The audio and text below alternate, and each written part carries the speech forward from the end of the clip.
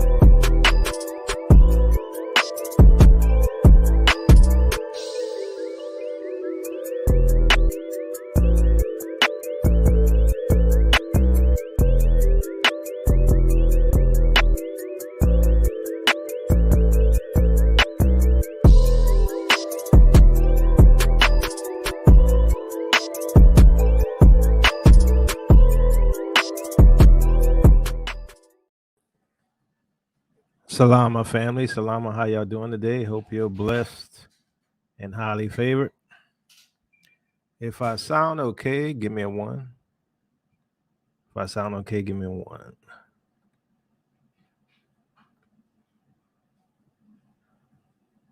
right, let's see. All right. So we're in some interesting times, right? We know that. Eat the meat, spit out the bone type stuff. Seek the Most High. Don't ask me the questions on what you should do, what you should not do. All right, I'm not that person.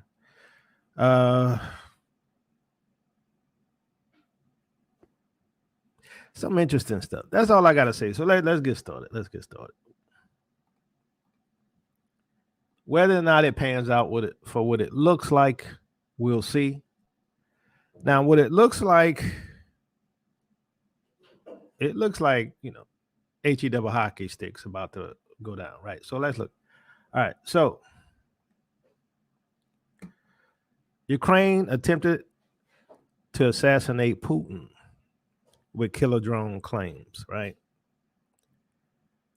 Ukraine purportedly attempted to assassinate Russian President Vladimir Putin with a killer drone, but it crashed short of his high-profile target, a report claims.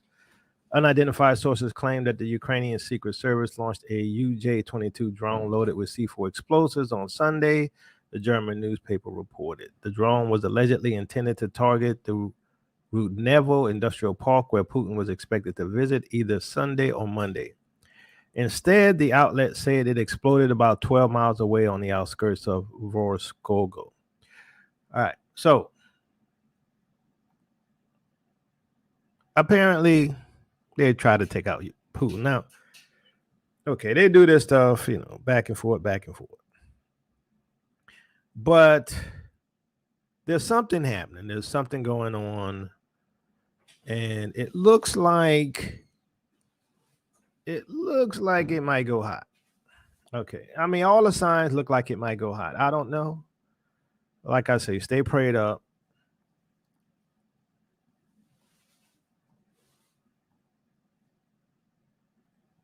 All right. Ukrainian drone attack on Crimea was preparing ground for counteroffensive. Russian fears for Peninsula mount after Zelensky said he would try to retake it, and preparations are almost complete. Russians are said to fear more drone attacks in a counteroffensive by Ukraine. An inferno raged at an oil tank in port city of Sevastopol yesterday after a strike. Yesterday's drone strike in Crimea could be laying ground in preparations for a counteroffensive against the Russian invaders, a Ukrainian defense spokesman has suggested. It follows the major fire yesterday at a fuel tank in the peninsula's capital, Sevastopol, home to Russia's Black Sea Fleet, which Russia has attributed to a Ukrainian drone. Plumes of smoke could be seen rising from the depot after the strike destroyed 10 tanks from petroleum products with total capacity of 40,000 tons, according to Ukraine's defense intelligence. All right, so the plan is, and I'm gonna go to a summarized version at Hal Turner's site, right? But the plan is, it appears to try Ukrainians. Can we say NATO? Plan to try to take back Crimea. Now, let's go to a summarized view. I don't want to read that whole thing.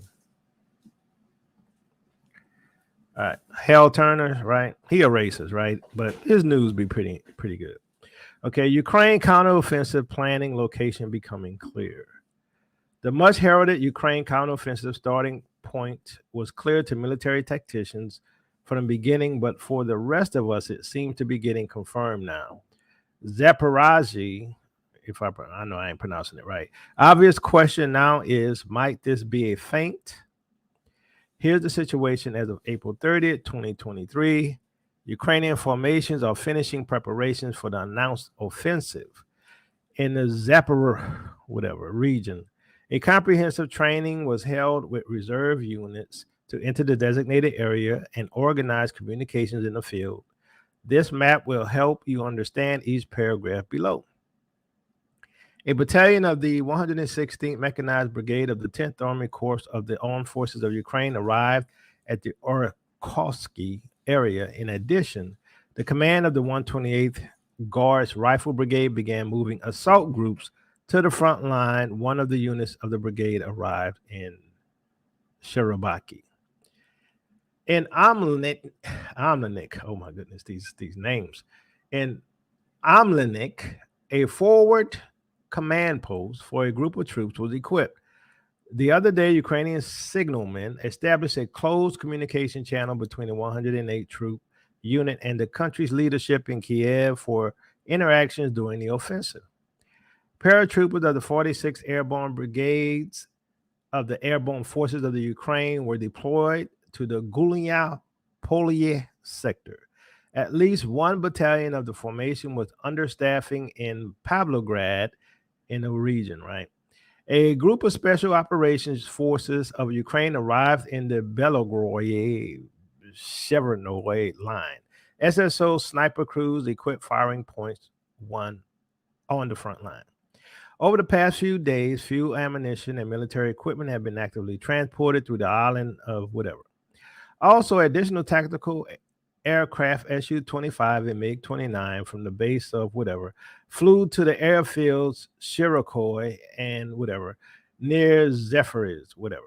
All right, Russia. Needless to say, Russian military intelligence has been monitoring and sees everything described above, plus a lot more. The Russians have yet to deploy any major portion of their army. The Wagner PMC has been doing the brunt of the work. It seems obvious based on the way things are being laid out that Ukraine is going for broke with a Hail Mary type of counteroffensive. If it succeeds, they're still in the game. If it fails, Ukraine is done. Given that reality, it is also clear to even the most casual observers that Russia's defense against the Ukraine counteroffensive is likely to be horrifying. Deployment of Russian forces is such that Ukraine may find itself stopped at the order of magnitude not previously seen. Whatever happens, it sure looks as though we are in a very small time window before it all starts. One thing is certain, an awful lot of men are going to die. All of this for what? So Ukraine can join NATO. Now, so we saw also the article from the Daily Mail, which talks about it as well. And, you could go to the Daily Mail and get some more details about the planned offensive. Now, I'm going to play this video by Canadian Prepper so y'all could get some interesting tidbits, because there's a lot of stuff going on, and I don't know. I told you, everything looks like it's close to me. And if this is close, then so is our exodus, right? So, but a lot of people ain't going to be here. But anyway, let's move on.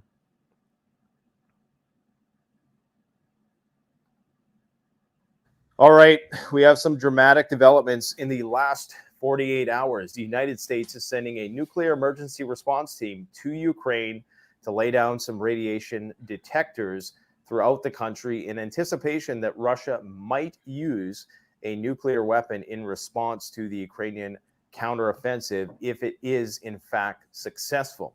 What you're seeing behind me here is a major oil refinery in a peninsula in Sevastopol in Crimea. Of course, Crimea is of great strategic utility for the Russian Navy. It is one of the first places that they annexed back in 2014, and the Ukrainians are hell-bent on taking it back. Now, there's been a lot of stuff that's been happening, but this in and of itself is a big eyesore. It's a win for the Ukrainians, if only in terms of the optics. Of course, it's a very apocalyptic looking scene, quite reminiscent of what we've seen back in Ohio at the train derailment. And these oil fires are very hard to contain, but the Russians did have a foam agent that was able to extinguish this fire in relatively short order. So it has been extinguished, but understand what the implications of this are. We are currently on the warpath to World War III. Poland today has seized part of the Russian embassy. Okay, the Russians are calling this a violation of the Geneva Convention. And this no doubt is going to bring all sorts of reprisals. They've already had threats levied against them by the former Russian president, the one and only Dmitry Medvedev, who says that basically Poland should be effectively wiped off the map and that they will exterminate them with extreme prejudice. So it's not looking good in terms of de-escalation of this conflict. That's just but one of the many things that has transpired. There was a testimony given by a U.S. general. I believe that it was at a European House Committee meeting that was discussing matters of NATO military. And he had said that the Russian activity under the water, their Arctic activity, their Atlantic activity, their nuclear submarine activity has ratcheted up. And that this was of great concern because this indicates that in spite of any losses that they might be occurring on the Ukrainian front, the Russian military is in fact stronger than before the war started, and that this massive deployment of nuclear submarines was a testament to this. So we're going to be talking about that and other things today on the channel. The Putin assassination attempt, although denied by the Kremlin as being hyped up by a German tabloid called Bild. Well, this tabloid is not really a tabloid. In fact, they just interviewed Boris Pistorius, who is Germany's defense minister. So I doubt that the German defense minister would give an interview to a, strictly tabloidal news agency. It's funny. So I'm going to pause it here. I'm not going to go through everything in this video. So let me read what he has there. USA preps Ukraine for nuclear war. Nuclear sensors distributed. Putin assassination attempt was real. Apocalyptic scene at Sevastopol. That's that oil refinery that's blown up. Kremlin denies assassination claims. Russia mounts guns and nuclear reactors. So take note of that. Russia empties base in Crimea. So before, like a month or two ago, that particular base in Crimea had a bunch of military equipment there. It's all removed, right? In Crimea, which is the place that they say that, they say it's Ukraine, but we know who it is, right? It's going to invade. All right. Poland declares war on Russian embassy. So there's this embassy and, this area where they educate their children. They went in there and took over that Russian embassy. So, there's no more talking between Poland and Russia after that, right? So U.S. general warning about Russian submarines. Submarines, of course, been distributed around the world. China's influence exploded map. So he shows a map where it shows the influence of China all over the world. China pretty much taking over. Everyone's leaving the dollar. Well, not everyone, but a lot of countries are disassociating themselves from the West and moving towards the East. All right. New York fallout shelters were alive. Okay, so he's saying here that the New York fallout shelters, really won't protect anybody and they don't really exist. So why is this important? And, we see this Ukraine offensive, the attempted assassination of Putin. So this is interesting because of what I'm going to show right now, because you know how things go, right? Everything is an exercise. Everything is an exercise. All right. So before the real thing. All right. So FBI, don't be alarmed by upcoming nuclear training incident exercise in Houston. The FBI Houston says they'll be conducting a large-scale training exercise in southeast Houston in Harris County Monday, May 1st through Friday, May 5th. Now, is anything going to happen? I don't know. But we know in the past, it was always an exercise. Same thing like, before what happened over the last 3 years, they had an exercise and then that happened, right? So exercises are really your way not to let the common man know that what's happening is, let's put it this way. They don't want to panic anybody, right? But an exercise makes you cautious and warns you and prepares. So I don't know what this means. I don't know what it means. Is anything going to happen? I don't know. It don't look good. All right. All right. So as we saw, China, and I do like the map. Let me show that. Let me show that map of China before I go to the next thing, because I don't want to stay on stuff all day. Let's see. Let me pull it up. It shows what China's, and this was before I think 2022 and 3, and China's influence has grown around the world. And so this is the battle of the superpowers, of course, and we know according to the scriptures who's going to win. All right, I found it. Let me show that right quick.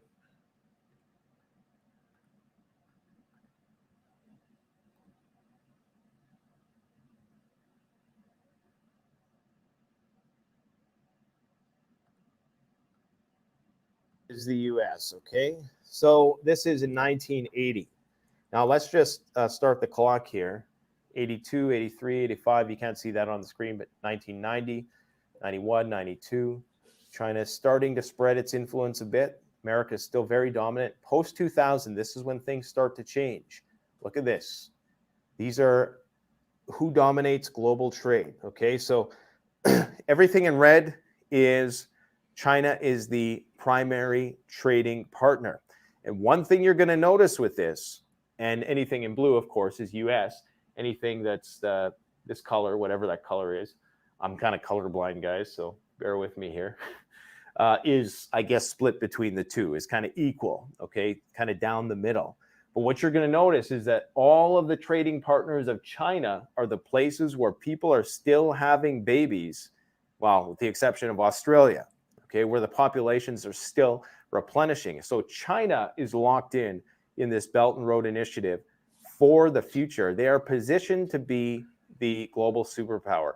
Even European countries are primarily trading with the Chinese. And this is just 2016. Let's go up to, okay, we're only at 2017 right now. So we can only imagine what this is now, 6 years later, especially with all the deals that have been done through BRICS and whatnot.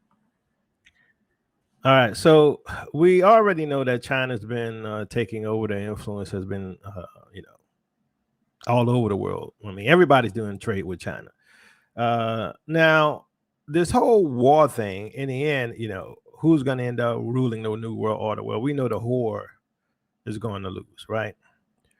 So let's look a little bit at this, because here's the thing, and I'm not going to really talk about this today, is that the last week or two, China had their exercise around Taiwan, and China had practice encircling and blockading Taiwan, and they had all their ships and planes involved in this exercise to, surround Taiwan. What?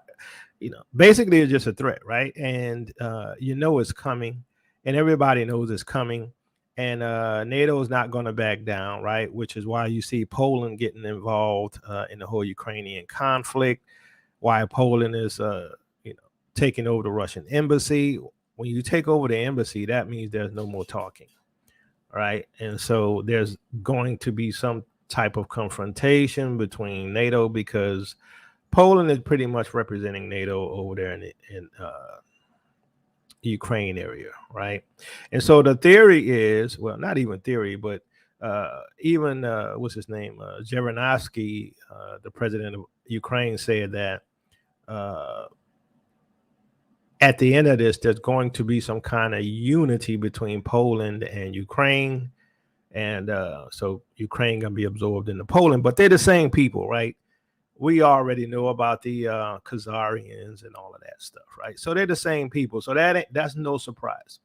But now everything is coming to a head, right? Because everybody's joining sides, and whose side's gonna win? Well, we know what the scripture says. Next story is about the dollar. It seems China has declared a war on the greenback. Beijing is striking deals, strengthening trade ties, and asking partners to switch to the yuan to settle their bills. First, Brazil made the switch. Now, Argentina has entered the club. Argentina will use the yuan for trade with China, and they'll start this month. They're getting $1 billion worth of imports in the month of April, and the payment for this will be done in the Chinese currency. But why is Argentina doing this? Let me explain. This year, Argentina suffered a crippling drought. Crop yields were less, so agricultural exports plunged, which meant that fewer dollars were flowing into Argentina. And so it makes sense for them to use the yuan for Chinese goods. This way, they save their dollars and their reserves. And China is not complaining. One more country using the yuan is good news for them. There is clear momentum behind the Chinese currency. Look at the numbers. Last year in 2022, the international usage of the yuan rose by over 26%. Over $6 trillion worth of payments were settled in the Chinese currency. The yuan has become the world's fifth largest currency for global payments. It comes after the dollar, the pound sterling, the euro, and the Japanese yen.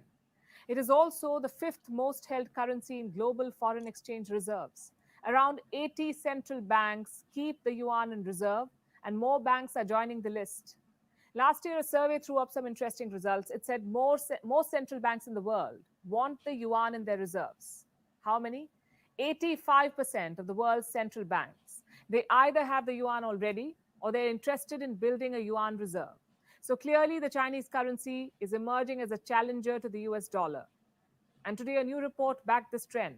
The dollar suffered another setback. In the month of March, the yuan became the most widely used currency for cross-border transactions in China. And this is a record.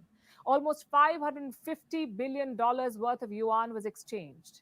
It was used in almost 49% of all transactions done with China. The trajectory looks good, but the yuan is far from becoming the world's go-to currency. This is the list of the most used currencies. And where do you see the yuan here? Near the bottom. The 8th most used currency in the world. Not even 2% of international payments are happening through the yuan as of now. The dollar still reigns supreme. In the month of January, it was used for over 45% of all global transactions. So the yuan is a challenger, but not a threat as of now. All right, so it's a challenger and not a threat as of now, but it is a threat. And so, understand this. What's happening in the world is because of the dollar and because of the yuan and because of who's going to control world trade and international trade. We see what's happening with BRICS. We see that most of the what they call third world countries are aligning themselves with China and with BRICS. Even France, which is, a Western NATO ally, is doing business with China. So there's a lot of shifting going on. And, here's the thing. When it's all said and done, right? Let me y'all remember the Hobbit, right? And in the movie The Hobbit, or the book, if you read the book, whoever had the ring controls the world, right? Whoever had the ring controls the world. Well, whoever controls Africa controls the world, right? So as you saw with the image of the timeline of influence that China has over nations, right? You saw how Africa had a lot of red because China has gone into Africa and has built up a lot of infrastructure. China has not been trying to change their social environment. And so China understands that they need the gold, they need the silver, they need everybody needs Africa. Nobody controls anything without Africa, period, right? You're not going to be a world dominating power player if you don't control those resources, because Africa has most of the necessary resources. Now, if Africa comes together, the African Union, then we control our own resources. We speak with one voice. And according to scriptures, that's what's going to happen, Ezekiel 37, right? But at this point in time, the war is for Africa. That's why you see what's happening in Sudan, right? That's why they're fighting in Sudan. That's why, you have Mali and Burkina Faso kicking the French out. There's a battle going on for who controls Africa. In the end, the Most High is going to control Africa because Africa is the promised land, right? So a lot of them don't want to talk about the goal or what the fight is, right? Because the fight is being, it's been happening by proxy and it's been happening in other nations. Why? Because the major suppliers of arms to keep Africa from being fully colonized by the West is coming from Russia. So they have to handle Russia first before they come into Africa. And so, a lot of people are going to ignore this, right? That Africa is basically the gold ring, right? Africa is the jewel of the world, and they want to take our inheritance. That's what's happening. So a lot of the Gentiles, they understand this. They do. Don't you think, don't even think that they don't understand you. I mean, some of you all have seen the videos of this particular Gentile who was talking about how great a investment opportunity Africa is. Well, what that means is code word for continuing colonization. Let's get some more money and some more resources. Let's control their economic system. Let's control their land. Let's buy up their land. Let's buy up their resources. I'm telling you, it's all about Africa. Everybody else want to act like Africa don't matter, but it's all about Africa. So, like I said, Gentiles understand this, right? So, Swedish woman living the moment of her life in Tanzania. Italian designer who calls Tanzania home. One day in Milan, Italian fashion designer Guia Martinati decided to pack her suitcases and relocate to Tanzania with her young son, leaving Italy for good. Gentiles are leaving. They're not just going to Africa, mind you. They're going to Portugal. They're going to Spain. They're going to Ecuador. They're going to different places. But some of y'all don't want to go to Africa, right? Because y'all like, oh, I love Babylon too much. Look, that's you. Right? If I had the means, I'd be going, right? And look, here's the thing. We all can't afford it. We all can't leave. And I've said it 100 times, I can't, right? All I'm saying is your plan should be Africa. That's what I'm saying. What did the Most High tell you? When you're leaving Babylon, have what in mind? Come on, before I continue. When we're leaving Babylon, have what in mind? God already told you. Now, y'all don't, some of y'all don't know where Zion is. See, that's the problem. Some of y'all don't know where Zion is. He told you keep Zion in mind. Some of y'all don't know where Zion is, but the Gentiles know where Zion is. He told you keep Zion in mind. Can I say Africa? I'm just saying. But the Gentiles, they know what's going on. See, y'all don't know. You see, they keep up with the world events. They see what's happening. They understand this world is changing, right? They understand that it's over for this place. I'm just saying. But what I showed you about Russia and China and Ukraine and everything, it appears, and you know, the so-called exercise, nuclear exercise, is going to happen in Houston. I don't know what that means, but things are escalating, and you know, there's a silent move going on. There's a silent move going on, and y'all the only ones that don't get it. Some of y'all. Moving abroad, we had a lot of fears, especially me.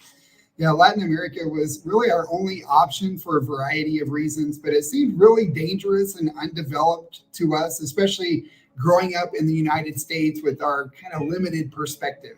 After doing a lot of research, we realized it is not nearly as bad as we were programmed to believe. We ended up choosing Ecuador in South America over all of the other possibilities, and after more than 5 years, we're still happy with that choice. So in this video, we're going to talk about the 10 things that scared us the most about moving to Latin America and the reality after living here over 5 years.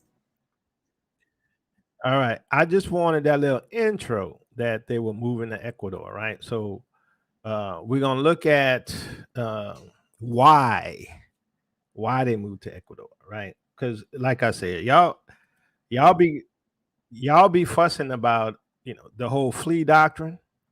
That's what y'all call it, the flea doctrine. But them Gentiles, they leaving. I told y'all. And the scripture says, well, we're going to get to that. We're going to get to that in a bit. But let's continue.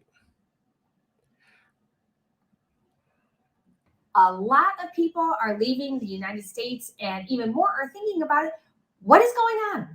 The U.S. State Department estimates that 9 million Americans live abroad, and that rate has been increasing substantially over the last several years. The old American dream was about prosperity and opportunity, maybe home ownership or providing a better life for your kids. But for a lot of people, that dream is dead. Yeah, it's just not an option anymore. Now the new American dream is leaving. It's still about prosperity, just not in the United States anymore. So in this video, we're going to take a look at the top 7 reasons why people are leaving the United States, starting with the high cost of living. Yeah, it's number 7, and it is ridiculously high. It's a major reason, especially why retirees are thinking about leaving. They can't afford to live in the United States after working their entire life, saving for retirement, counting on Social Security. Now they've reached retirement and realized that the amount of money they have to live on each month is just not enough. Well, and inflation is just driving the prices up even more. It's so much more expensive to buy a house, to rent. We just read an article that said now only 21% of the homes that were available for sale last year in 2022 was actually at an affordable price point for most U.S. households. I mean, only 21%.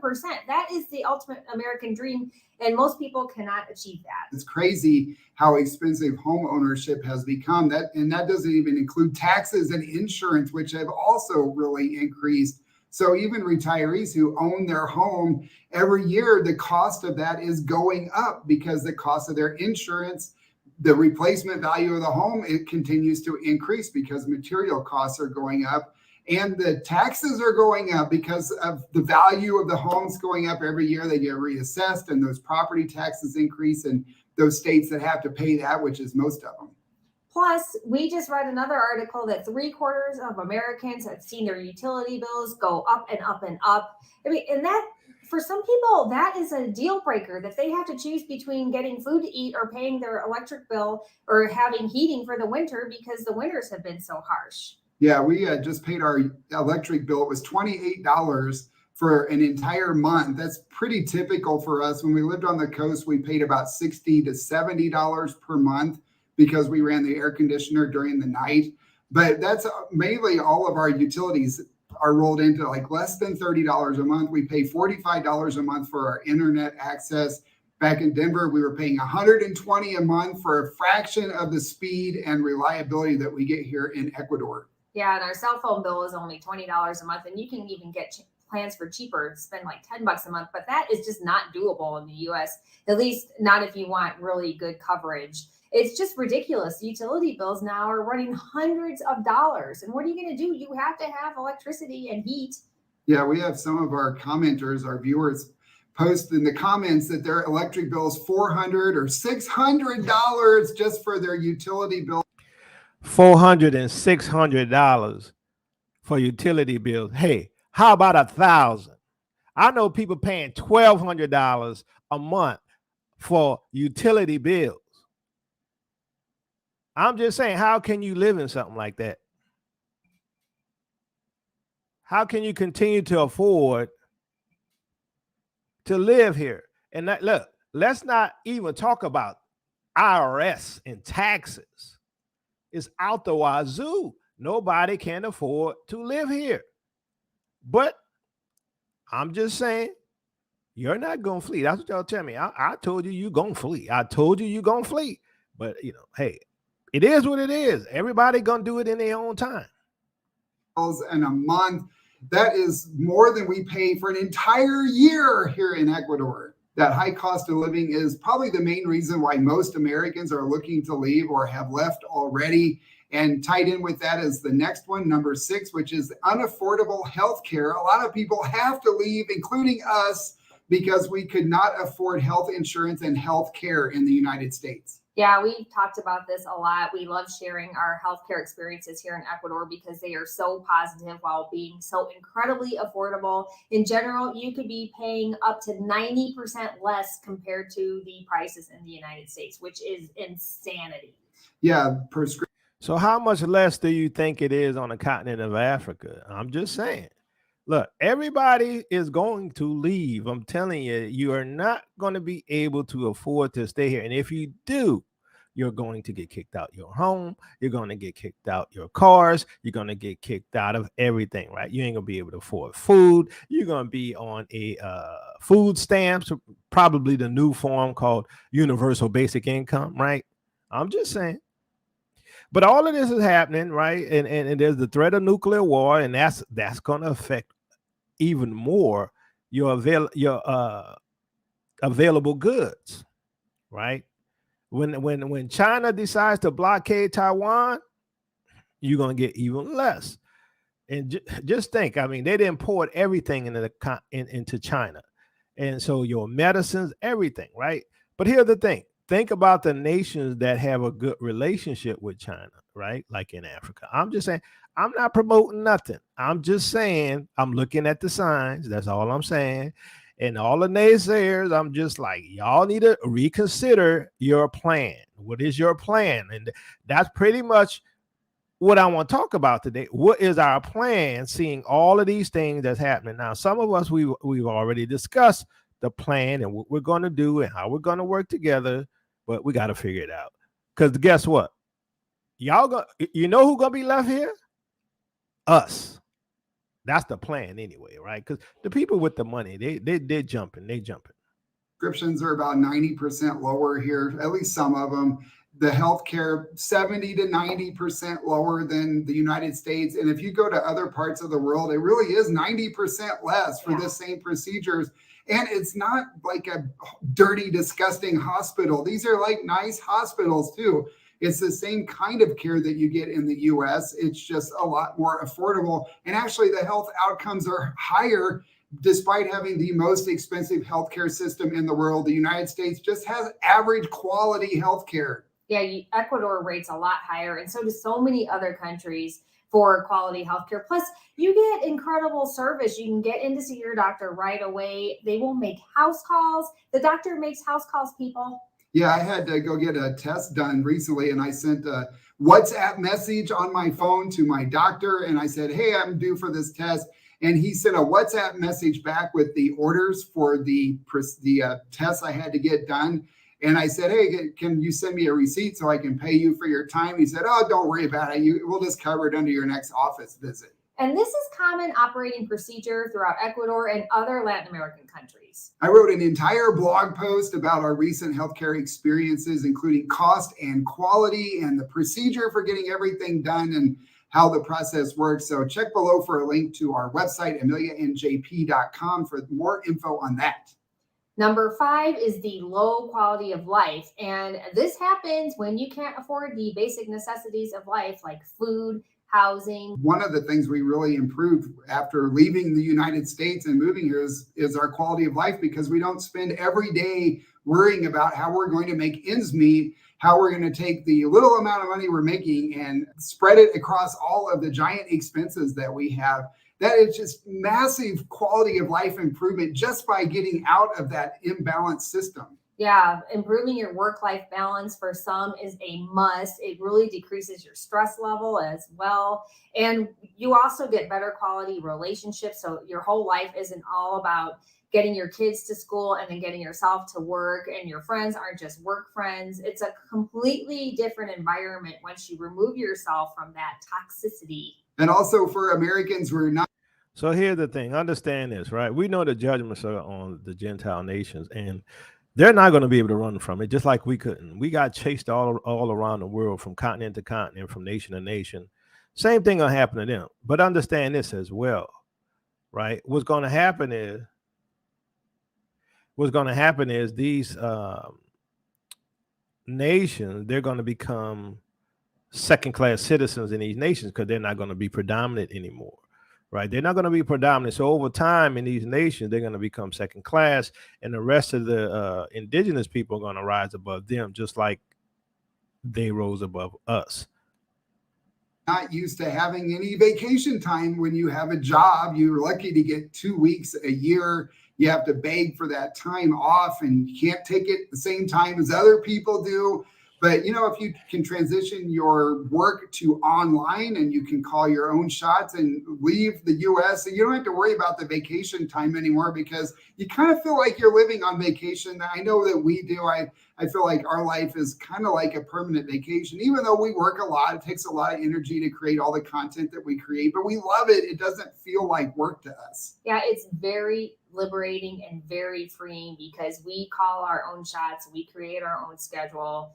And I would not change that for a second. Yeah, just leaving and working online has really, really dramatically increased our quality of life. The next reason why people are leaving the U.S. is for. All right, so I'm gonna move ahead on this, and I'm gonna just show one more part that I wanted to talk about. But they go through a lot of the issues that we see in the news. You know, the weather, you know, the economy, crime, things like that, right? So let me bring this back up.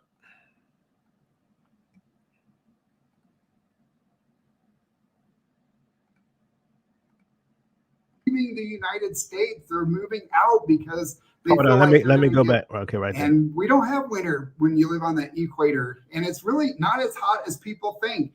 Everybody thinks that because we're on the equator, it's going to be like the Congo in Africa, where it's like jungle and it's hot and humid, or the Amazon rainforest. It's not like that when you live in the mountains. When you're above 5,000 feet in elevation, the weather is nice. It's temperate. It's spring-like all year round. All right, the next one, we're going to have to knock the energy down a couple notches, because this is not a good one why people are leaving the U.S., and that is social injustice. Blaxit is a new term that I just learned. It means Black people are leaving the United States. They're moving out because they feel like they're going to get better treatment and more equal opportunity. Same applies for the LGBTQ community. They feel like if they leave the U.S., that they have better opportunities and they're treated better, and they have a lot less stress in their life.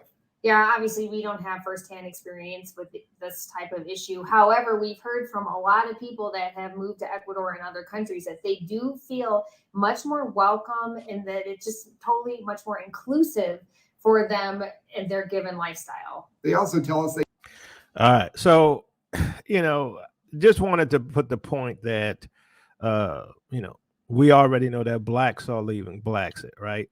Now, the thing I don't like, right, y'all know I hate it, is that every time they talk about our people, they talk about the pronouns, right? It gets on my last ever freaking nerve, right? Why can't you just talk about Black folks without talking about pronouns? We are not pronouns, okay? We are not them people, and y'all keep trying to put that in everyone's head, and we sick of it, okay? We are the children of the Most High. We don't appreciate that. Right? We are not synonymous with that movement. We are not synonymous with that movement, and y'all need to cut it out. Just because, you know, we might have social injustice and they might have social injustice, we are not the same. Okay? It gets on my last ever nerve. everlasting nerve. Every time you talk about social injustice and people needing rights and reparations, here come the pronoun. But here's the thing.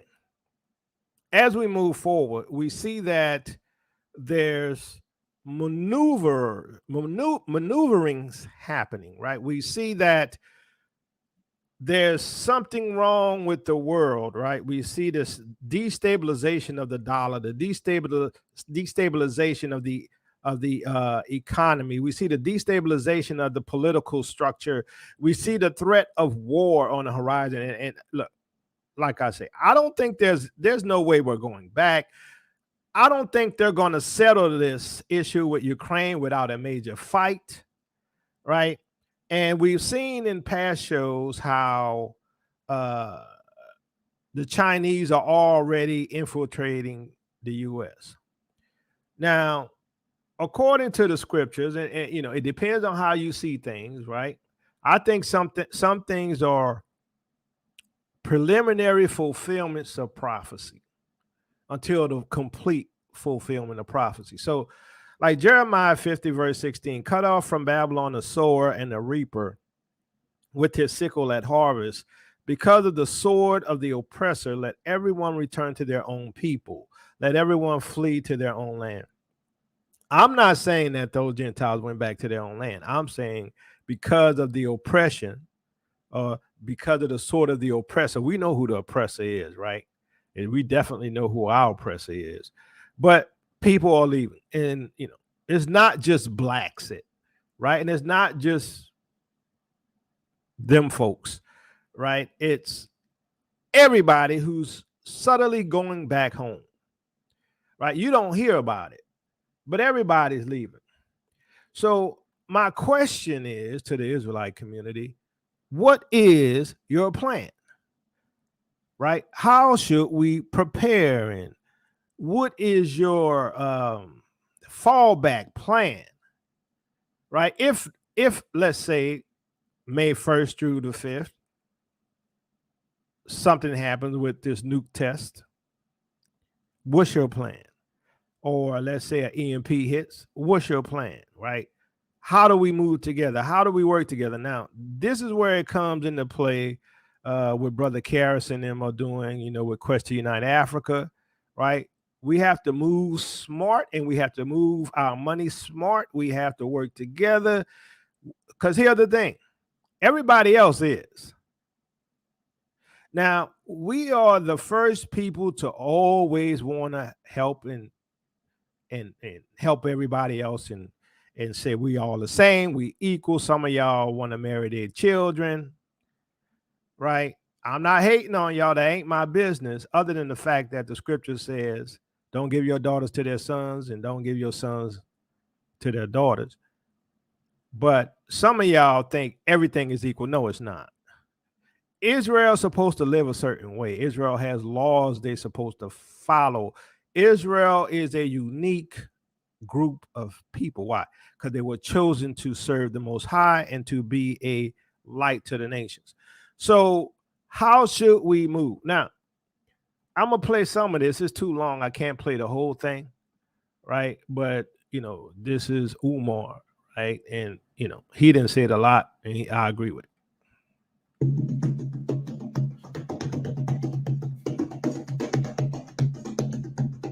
Fair use. Hi there, greetings everyone. I hope that you're okay. I'm very happy to share this wonderful video from our brother Dr. Umar Johnson. As Africans, our aim is to make sure that we build the Africa we want. We achieve Agenda 2063. We build the Africa that we desire. And there are something we can learn as Africans. About as Africa goes, so goes all African people. The third, self-determination. You know what that means? Anything we do by ourselves and for ourselves. There is no non-African participation in our movements. There is no non-African money in our organizations. You know why black people haven't made more progress in this country since Dr. King's assassination 55 years ago? Because we taking too much money from the government, too much money from the white philanthropic societies, too much money from white America. The hand that pays is the hand that rules. You'll never get free as long as your organizations are being financed by non-African people. Don't you start taking money from other groups. The more money you take, the more indebted to them you are. Why do you think Africa's still in the position she in with all the aid Africa gets? People say Africans must not know how to solve their problems because America been pumping money. France been pumping money. The UK been pumping money. Belgium been pumping money. The UN been pumping money. The World Bank been pumping money. The International Monetary Fund been pumping money. Why Africa still messed up with all the resources she got? You know why? Because whenever they give Africa a loan, whenever they give a Caribbean island a loan, whenever they give a Central and South American African country a loan, they put 3 requirements with that loan. Requirement number 1, 1,000% interest or more. You need $5 million. You want to build schools in Rwanda.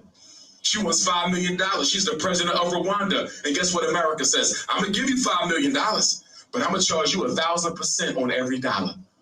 How long will it take Rwanda to pay back that loan? You'll be paying it back for the next 100 years. This is how they keep Africa in debt, by exploiting them with the interest rates. Number 2, 2 minutes.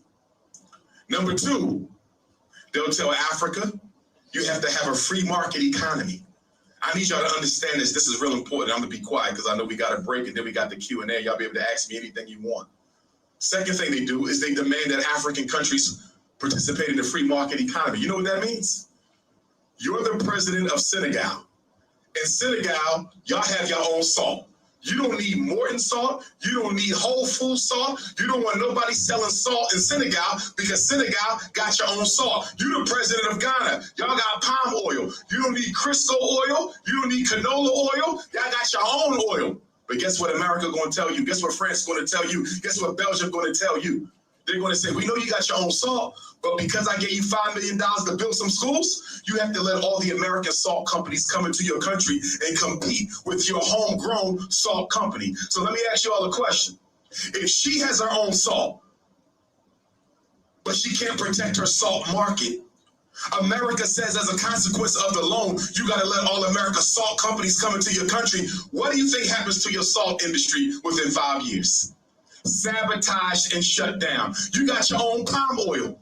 What happens to your homegrown palm oil industry after 5 years when you got to compete with all the American, British, French, or Italian oil companies? You be sabotaged and shut down. This is why African countries, Caribbean countries, Central and South American countries are importing food that they grow themselves. Why are you importing tea if you grow tea? Why are you importing chicken if you can raise your own chicken? Why are you importing things that you can make yourself? Because the European countries of the world sabotage Africa's growth. I'm not against religion, but your religion must be an instrument of liberation or it is a waste of time. I was raised Muslim and Christian, so I know all about the church. I know all about the masjid. And if I'm going to be plainly honest with you, there's no religion on the face of the earth that serves African liberation. And you cannot be a Pan-Africanist if you still got that white Jesus hanging up in your house, in your dorm room, in your car, or in your Bible. Because before we can liberate ourselves politically, before we can liberate ourselves economically, before we can liberate ourselves socially, before we can liberate ourselves culturally, we have to liberate ourselves psychologically. I want you to hear me well, Puerto Rican Africans. I want you to hear me well, American Africans. I want you to hear me well, all my Latino Africans, my continental Africans, my American Africans. There is no liberation for our race that does not begin with psychological liberation until you change the way that you think about yourself, your people, and your future. Until you change the way that you think about who we are, and what we must become, you change nothing else about us. Reparations is a hot topic right now, ain't it? Everybody's talking about reparations, this like it's some new thing. Reparations grew out of the Pan-Africanist movement. It was Pan-Africanism that gave birth to reparations, not YouTube or the YouTube opportunists. It was Pan-Africanists who gave birth to reparations. But guess what? The U.S. government can give us $1 trillion. The French government can give us $1 trillion. The Italian government, the German government, the Belgian government, they can give us $1 trillion. But guess what? Without psychological liberation, I don't care how much money you get from the outside, until you change the dynamic in the inside, nothing else will change. That's why the most honorable Marcus Messiah Garvey, who gave us the red, black, and green flag in the largest black movement in modern history, Mr. Garvey said, don't take the kinks out of your hair, black sister, take the kinks out of your mind. I'm gonna get to the weaves and perms later. Because we cannot expect little black girls to grow up with pride. We cannot expect little black girls to grow up with self-respect while adult black women imitate Caucasians. Now, some of you have naturally curly hair. No problem with that. Some of you have naturally straight hair. No problem with that.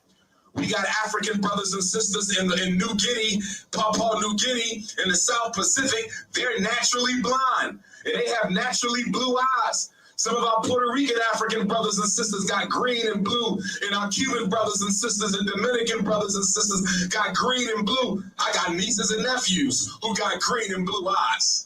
So that's not the issue. If that's your natural color, so be it. But for those of you who have the original ancient skin color and the original ancient hair color and the original ancient hair texture and the original ancient phenotype of our great-grand ancestors on the Nile Valley of Africa, why would you dare snuff that out? Why would you dare kill the greatness in your DNA? One of the greatest victories of white supremacy is that it made black people want to imitate their oppressor. And most of us now still want to imitate our oppressor. And every last one of you in here right now, I don't care if you speak English, Spanish, Portuguese. I don't care if you speak Wolof or Swahili. Every last one of you, after you graduate from Pace University, after you get your bachelor's and your master's and your doctorate, you are either going to be a benefit to African people or a detriment to African people. You will either be a plus for your people or you will be a minus. You will either be a freedom fighter for African people or you will be a part of the coonocracy. Some of you can't wait to join the coonocracy. Some of you go to sleep dreaming of being a coon. You can't wait for the white power structure to draft you and offer you a job to sell out your people. You got coons all over the world. You got Ghanaian coons, you got New York City coons, you got Puerto Rican coons. You got all kind of African people selling out their people around the world. But let me get back to what Pan-Africanism is. Point number one, and these are in no particular order. I will be authoring a book on the principles of Pan-Africanism because we need that. Number one, all African people are one family. All African people are one family. Whether you are in Puerto Rico speaking Spanish, whether you are in Senegal speaking Wolof, whether you in South Africa speaking Zulu, whether you are in Kenya speaking Maasai, whether you are in Brazil, the largest African community outside of the continent is Brazil. They speak Portuguese. It doesn't matter where you are, whether you got the straight hair or the curly hair or the nappy hair. Whether you got the blue, black, purple, beautiful skin of our ancient grand ancestors, or whether you have light skin, whether you are Muslim or Christian, whether you pledge allegiance to this flag or that flag, we are one African people. We are one African family. We are one African race. Now, here's the kicker for Pan-Africanists. We identify as being African before anything else. Nothing supersedes your Africanity. You're never a Christian who happens to be an African. You're an African who happens to be a Christian. You're never a Muslim who happens to be an African. You're an African who happens to be a Muslim. You're never a Puerto Rican who happens to have some African DNA. You're an African who happens to be a Puerto Rican. Why? Africa existed before Jesus existed.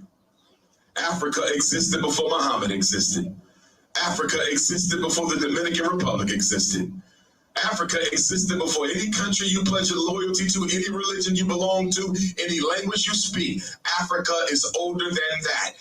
Your race is the only thing you belong to that God chose for you. Everything else you belong to, you chose or your parents chose. You Christian, you love your religion, nothing wrong with that. But you could leave the church tomorrow. You Muslim, you love your religion, nothing wrong with that. You could leave the mosque tomorrow.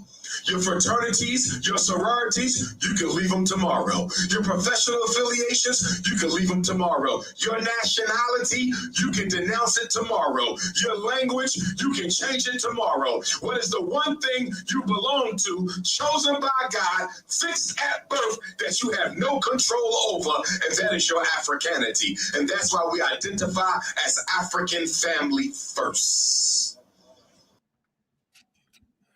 All right, I'm gonna stop it there. I put the link in the chat if you want to see the rest of it. Now, you know me. I don't agree with everything nobody said. Now, it all depends on your context as well.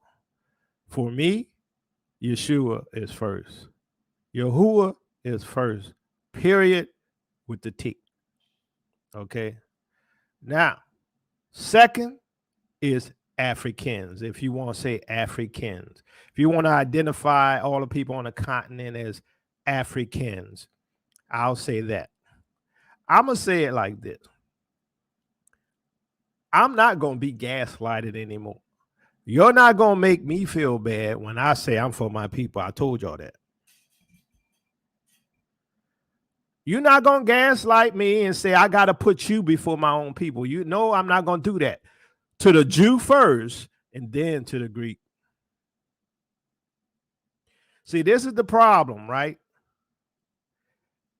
We always wanted to mix with them people. Some of y'all have mixed with them people. And I ain't hating on you.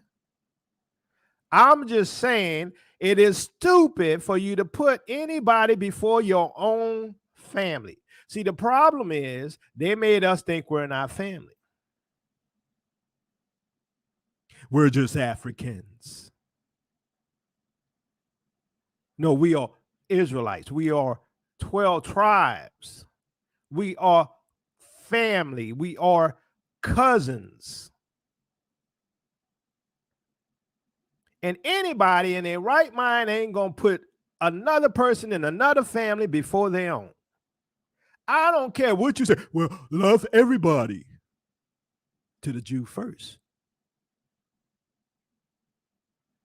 See, I'm not going to let you gaslight me no more. I'm not going to love you before I love my people. I'm not going to do it. Does that mean I'm not going to be a light to the Gentiles? No, I'm going to do that. That's why I told you I'm a truth ministry. I'll tell the truth. I'll tell the Gentiles the truth. I'll tell the Israelites the truth. Israelites don't like it sometimes. Gentiles don't like it sometimes, but the truth is the truth. And the truth is always going to win out. But as, you know, and I know some people don't like Umar, right? And I don't agree with everything Umar says. And be honest with you, I don't care nothing about them schools that he supposedly was looking to build. Because I don't have the details.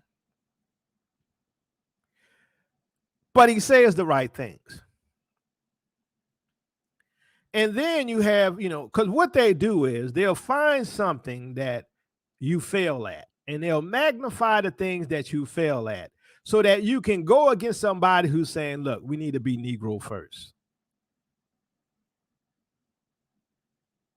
You need to incorporate everybody else. You need to incorporate the Gentiles into your gatherings. You need to incorporate the Gentiles in your meetings. You need to incorporate the Gentiles in your worship. No. Some things Negro only. Some things are just for the family. Some things you ain't invited. Sometimes you're not going to be invited to the cookouts and we don't want you there. Why? Because it's Negro only. Just like y'all have y'all white only stuff. Well, y'all could do that. I ain't got a problem with it.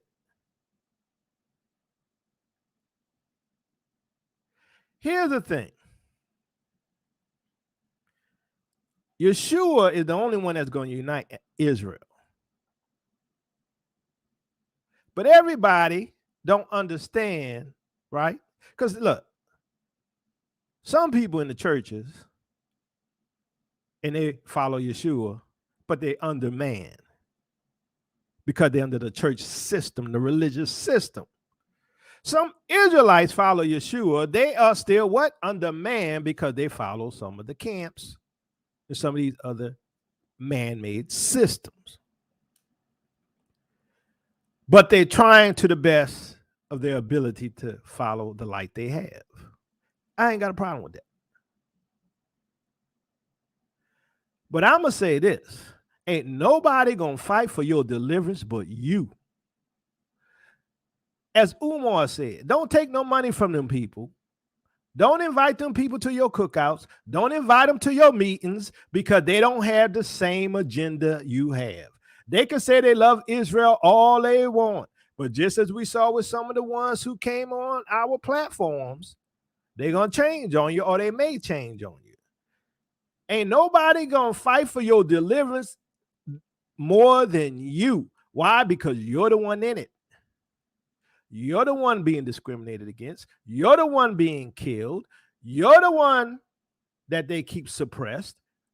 You're the ones with the weight on your shoulders. You're the ones with the collar on.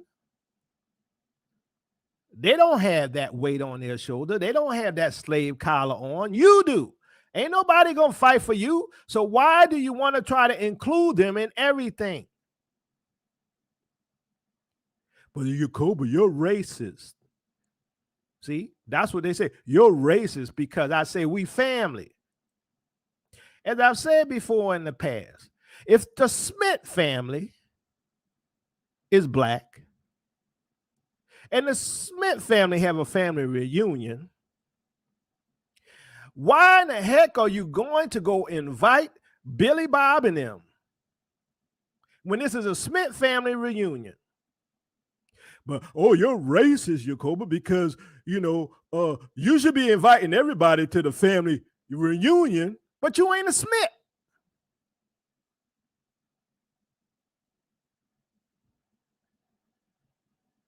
See, I told y'all, you can't gaslight me no more.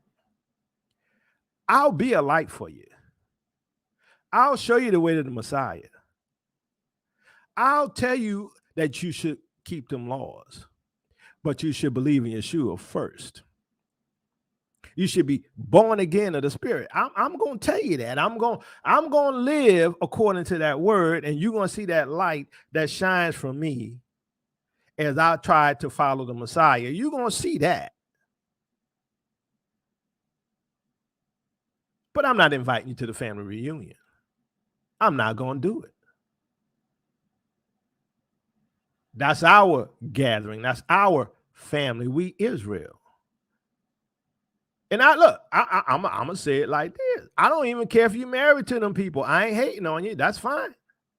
That's your business. That's not my business. But they can't come to the family reunion. Oh, but he is part of the family because he married me. No, this is the Smith family. Right? We got to talk about Smith business. See, we got to build Smith empires. We got to build Smith companies. We got to make sure that the land that our ancestors left us is distributed evenly to the Smiths. So Billy Bob and Becky can't come to the Smith reunion because it's family business to the Jew first. See, this is the reality. They want to make you feel like you're a bad person and that God don't like you because you're for the family. When the Most High says to the Jew first, when the Most High said, I come but for the lost sheep of the house of Israel, he didn't say I came for the nations. I'm just saying. See, they didn't twist it some stuff. So now we see what's happening. This whole thing falling apart.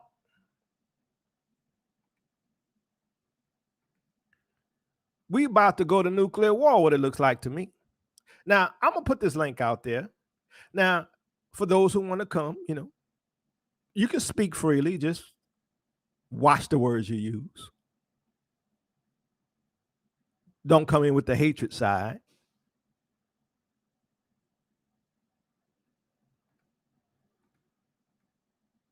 But we're going to discuss family business. Because here's the thing. We need to move a certain way. We got a plan. See, I'm not like those who say we don't have a part in our deliverance. Why? Because when Yeshua told us to leave during the first Exodus, we had to pack our own bags.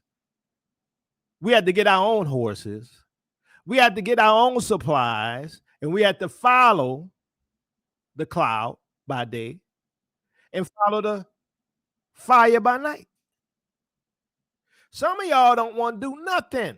Some of y'all want to sit down and think the Most High is just going to magically teleport you somewhere and provide for you. And I'm not saying he can't. But how many times he said, you have to participate in this thing? Because I told you what to do. All you got to do is be obedient. What's up, Brother Keith? Godson. Sister Betty, Brother Steve. Let's talk, Brother Keith. Shalom, family. How y'all doing? Brother Keith. How's it going, sir? How you been? Shalom, brother. Shalom. Shalom. So what you think? I mean, we got all this stuff going on. To me, something about to pop off nuclear war wise. Israel need to move like, we got to move together. We got to move together. We got to plan together, because guess what? Ain't nobody gonna help us. Only the Most High gonna help us, right? What's your thoughts, Brother Keith? All right, I can't hear you, Brother Keith. I'm gonna move on. Son. Can you hear me okay, Minister Yakoba? Okay, I hear you now, Brother Keith. What's up? Brother Keith? All right, we'll come back to you, Brother Keith. I guess you got some problems. All right, Son, how's it going? What's your thoughts on all this? Unmute yourself, brother. I've been following the channel for some time, and I think spiritually we're all up to date. I mean, like when I was listening to you, I mean, like every point that you made, I came to the same conclusion based on through my own research, and then watching all the other people come in and talk on your show. It seems like we're all getting the same spiritual messaging from Yah. So it seems like we really don't have to do anything if we're all given the spiritual wisdom, and we're all being alerted, and we're all watching the times like we're supposed to, and we can see the signs. I feel like y'all will set things into motion to where he'll make it easy for our exodus if this is if it was happening in these times. Because I had a saying I used to tell my friends that if I was ever going to leave this country, it's going to be on the back of a racist white man's dime. And I had a friend of mine. I'm telling you, I put this on the internet, and I say this in person to a white person. I swear to God. So I told my friend, who happened to be racist, and we used to have debates all the time. And let me tell you this man offered to pay for my ticket to Africa 2 times because he had the money out of a debate. And I told him, I was like, you know what? I'm not ready to go yet. But that just confirmed to me that my belief that when it's our time to go, it's going to be on America's dime. They're gonna send us on the first class ticket out of here. Yep. All right, son. So what I'm gonna do is I'm gonna put y'all to the back once you talk, and if you want to come back on later, I'll bring you back up. But I'll allow other people to come on. All right, thanks, son. All right, Brother Keith, back to you. Can you hear me, brother? I hear you now. Okay, I was having some tech issues. I think you were asking me a question. What was the question you asked me? I was asking you, what do you think about all of this? Because we have all of the nuclear war stuff. I mean, look like this thing's about to go hot. But you see at the same time, the Gentiles see things happening as well. They're slowly getting out of here as well, right? So it's not just the blacks here. It's not just the Israelites that's leaving, going to the continent, right? Even the Gentiles are making moves. So usually the people with the money, right? It's easier for them to go, right? But for us, it's hard. But to me, the solution is for us to work together under the authority of the Most High. So what's your thoughts about all this? I agree 100%. The thing that bothers me about us sometimes is that we start to be a bit petty. I think we start to argue about, like how they attack you sometimes about the flea doctrine.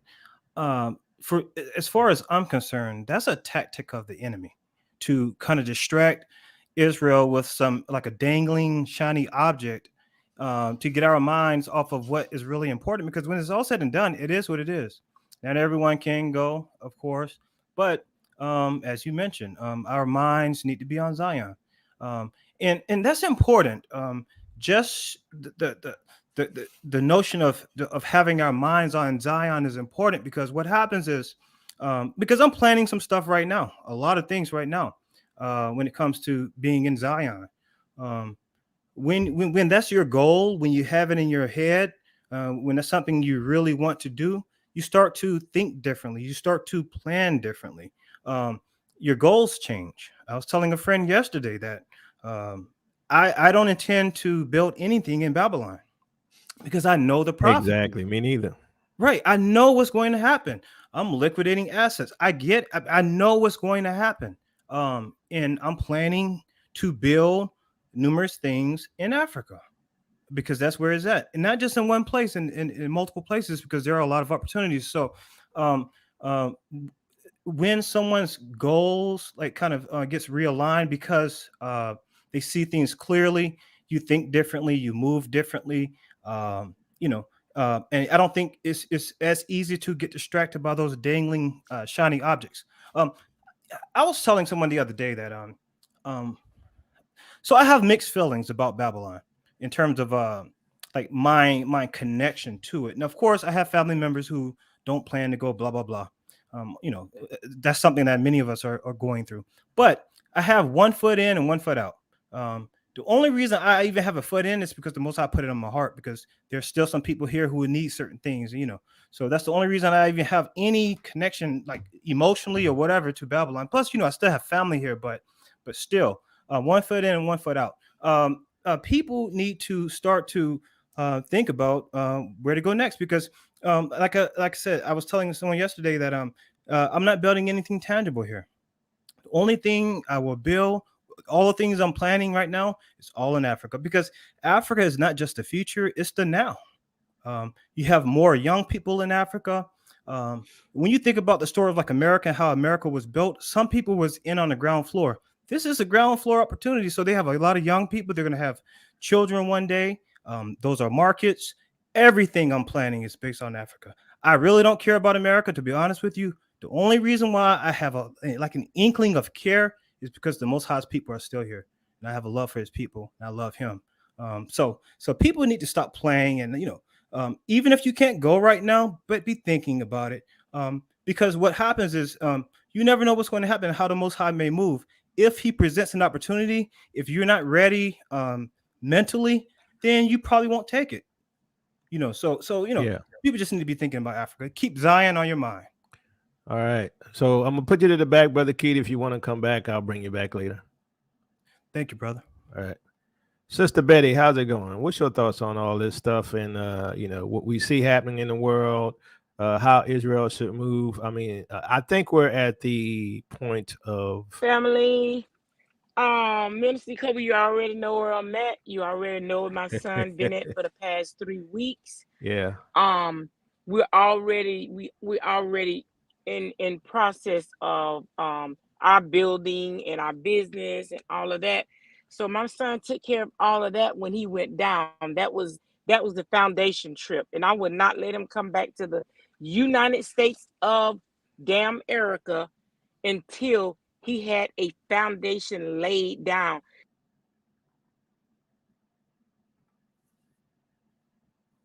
I can't hear you, Sister Betty.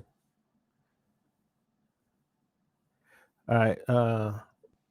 I can't hear you, Sister Betty. So, quick question, Letitia Israel. Sister Deborah, Watchman reports did Can you hear me comment now? her. Yeah, hold on one second, Sister Betty. Okay. Sister Deborah, Watchman reports did comment her family now wanting to leave. Really? I mean, you know, because I know in the beginning they was all against all that, right? I'm curious. Send that info to me. All right, Sister Betty, continue what you were saying.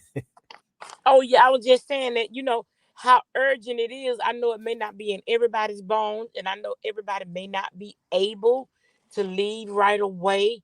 And some are, but like I was saying, the Most High put it in my heart and in our spirits here in Florida that that's the move.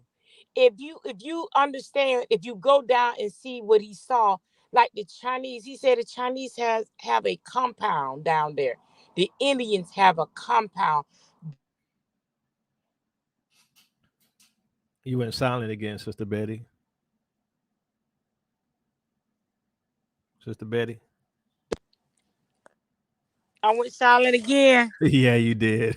I don't know how. I'm just sitting with the phone to my mouth. But what I was saying, like the Chinese, the Arab, the Indians, they already down there buying up all that reasonable land. And I'm talking about the land down there. The land that we picked out is fertile. I mean, growing pomegranate trees, mango, banana. I mean, it's a river right behind it. I mean, they got us fooled that we're in the land of milk and honey for us when we are not. We're in a coffin. We're in the land of the coffins. We're in the land of the coffins, the dead. Yeah, I personally think, as Brother Asaph said, it's done, dusted. We're out of here soon. I don't see how, if we don't leave soon, they're going to take up our land. They're going to take up everything from us, and we're going to still be under these judgments falling on these nations. Sister Betty. That's what, Mr. Jacob, that's what I'm trying to tell you. They're already down there opening up big stores and opening up shops because they're thinking they're going to do the same thing like they do in America. They come in our communities, they open up the corner stores with the pickled sausage and eggs and the beer and the bread and selling one cigarette for $1. They come right in our community, open up multi-billion-dollar hair places and nail salons. Who do you think they're sucking dry? And they're never. You went silent again, Sister Betty. Sister Betty. You went silent again. Okay. Minister Kobe, I don't know, but I'll go in the back channel until I can get in one spot so I can speak. I'll let you go ahead. Okay, thank you, Sister Betty. Brother Steve, how's it going? What's up, bro? What you think about all this stuff, man? How should we be moving in these days? I mean, I think that certainly there must be, for me, when you mentioned all this, it took me back to Deuteronomy 30. That I think the first step is going to come from an acknowledgement of understanding, how we got here in the first place, right? Understanding that, the rebellion of our own people put us in this position to the place where, we've had so many layers of psychological deception in our minds to where there is a real strong Stockholm syndrome amongst our people that God ordained and allowed that to happen because of rebellion, Yeah. And you've got essentially two tracks now. You got us, within this group who are willing to leave Babylon, willing to be like Abraham and get up out of Babylon, and go where I tell you.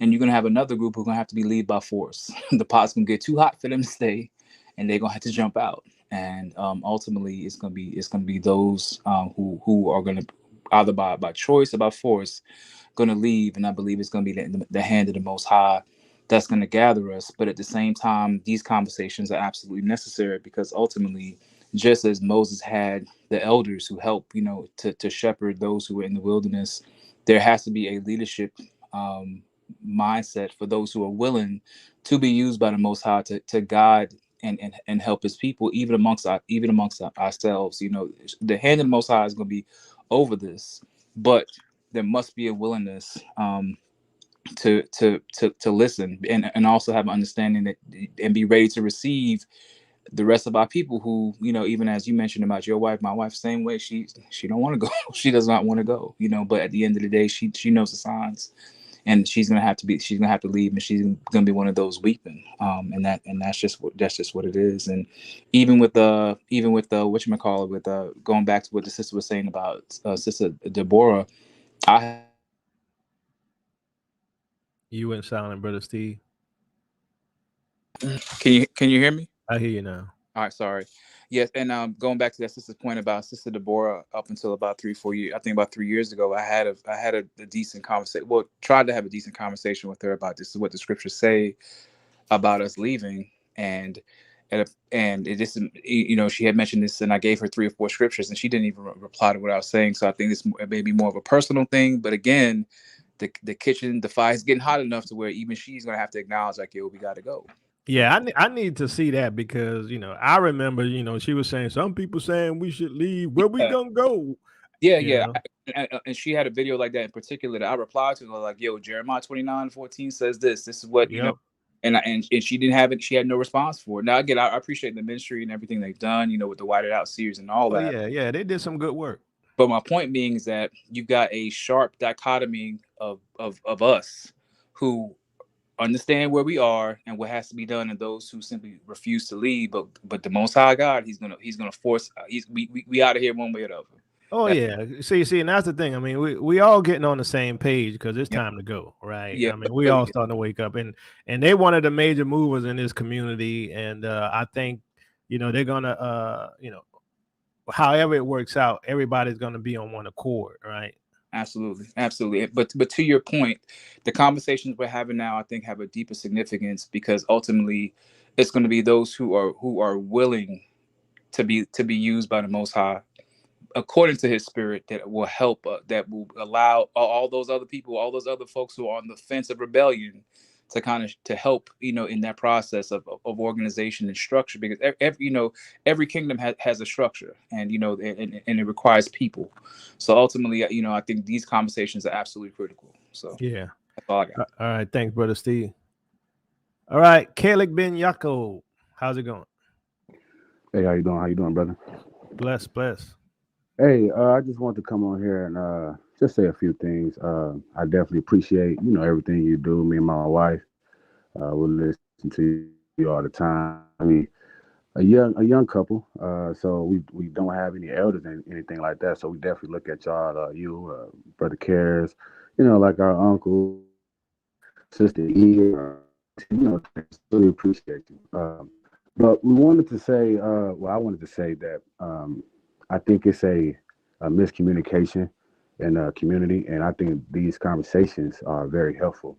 You know, specifically everybody talking about this the flea doctrine. Obviously, the urgency is there.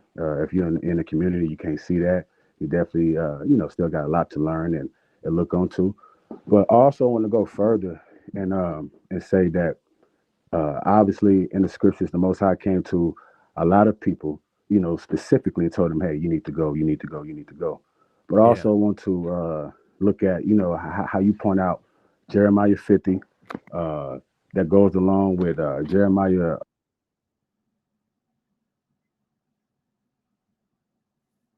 You went silent.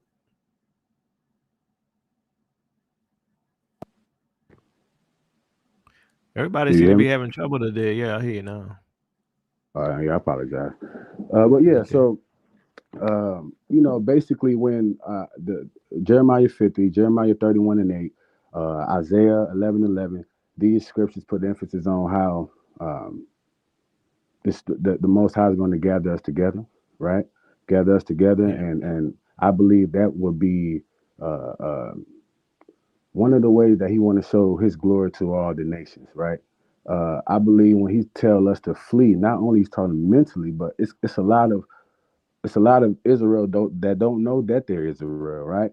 And when these things happen, they're gonna say, well, you know, a lot of these Israelites are going to try and defend their own land here in America, right?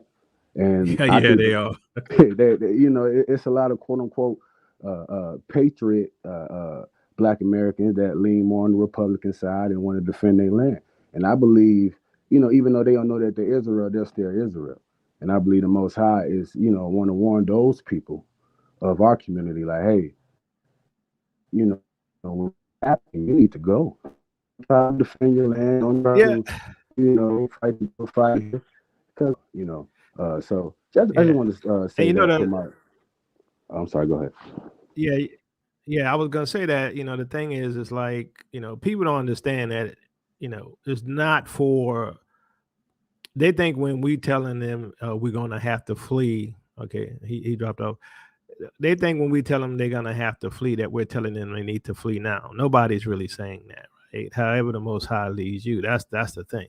All right, Misfit Fee, how's it going? I'm well, thank you. How are you, Bless. Yakoba, Brother Yakoba, and everybody? Shalom, everybody on the panel and everybody in the chats. I just want to say I agree with everything that has been said, and I've also not only that it's been confirmed. Two things happened. So my sister had a dream not too long ago, and she we didn't even have a conversation around this. She came in and told me and my mom, and she was just like, hey, I had this dream where everybody was leaving. And she said, when I say everybody, I mean us, Black people, Hebrew people. And I'm just like, wow. And then what was it, a few weeks ago, my stepfather, he's also in the truth. I don't know if he I don't know what group he follows. I think he follows some camp, but he was trying to tell us that we need to go and stay with him on this land that he's trying to buy in Texas, and just put money on that. And I'm just like, and we had this conversation a few weeks ago, and I'm just like, that doesn't make sense. I mean, I understand where you're going with this and why you're going with this, but at the end of the day, that's a waste of money, because that land, we're not going to be on that land for much longer. And it wouldn't make sense to put money that we could be putting forth towards leaving the place and putting it towards land that's not going to be ours for much longer. So I don't understand that. Yeah, because they don't believe the prophecies that we're going to return back to the continent. Yeah. And the crazy part is, a few years ago, he was the one that was trying to get us all to leave, but nobody could afford it at the time. And now I guess his mindset has changed. He knows that we're going to leave, but I don't think he sees that, he thinks that we're going to be here a while. And I don't, with everything happening, it's here's not the thing. Even if he bought some land here, right, he's not going to be able to afford it. Yeah, that's what I'm saying. He was trying to get us all to pitch in. That was the thing. He was always trying to get us all to pitch in $1,500 here and there, and I'm just like, that's not going to be worth it. And then with all the materials he was talking about wanting to buy, and I'm like, no, I don't want to put money forth towards that. If anything, I'm going to invest over there where we're going, not here. So I mean, everyone needs to be led of the Most High on what they're going to do, right? Because man is flawed, right? Like for me, all I can do is tell you what the scriptures say. Now, how you going to walk that out and live according to it and what the Most High tells you, that's up to you. I'm not telling you to give me your money and buy some land in Africa and y'all all live in a commune with me. No, I don't believe in that, right? You got to be led of the Most High. If we end up in the same place, great, but I believe, the Most High got to be your leader, not man. You will end up in a cult or something. Exactly. And that's where I've been. When I first came into the truth, the first person one of the few people I've heard was the IUIC group, and immediately it was a turnoff for me. I didn't like what they were preaching about, and this, that, and the third. And so then I just started listening to other people that weren't, camp-like or cult-like, didn't give me that feeling. And I tell you, the kind of money that IUIC and Nathaniel got, shoot, he could be moving a lot of his people over there. Yeah, and that's crazy, because when you think about how many people he has, he has all these chapters across the country.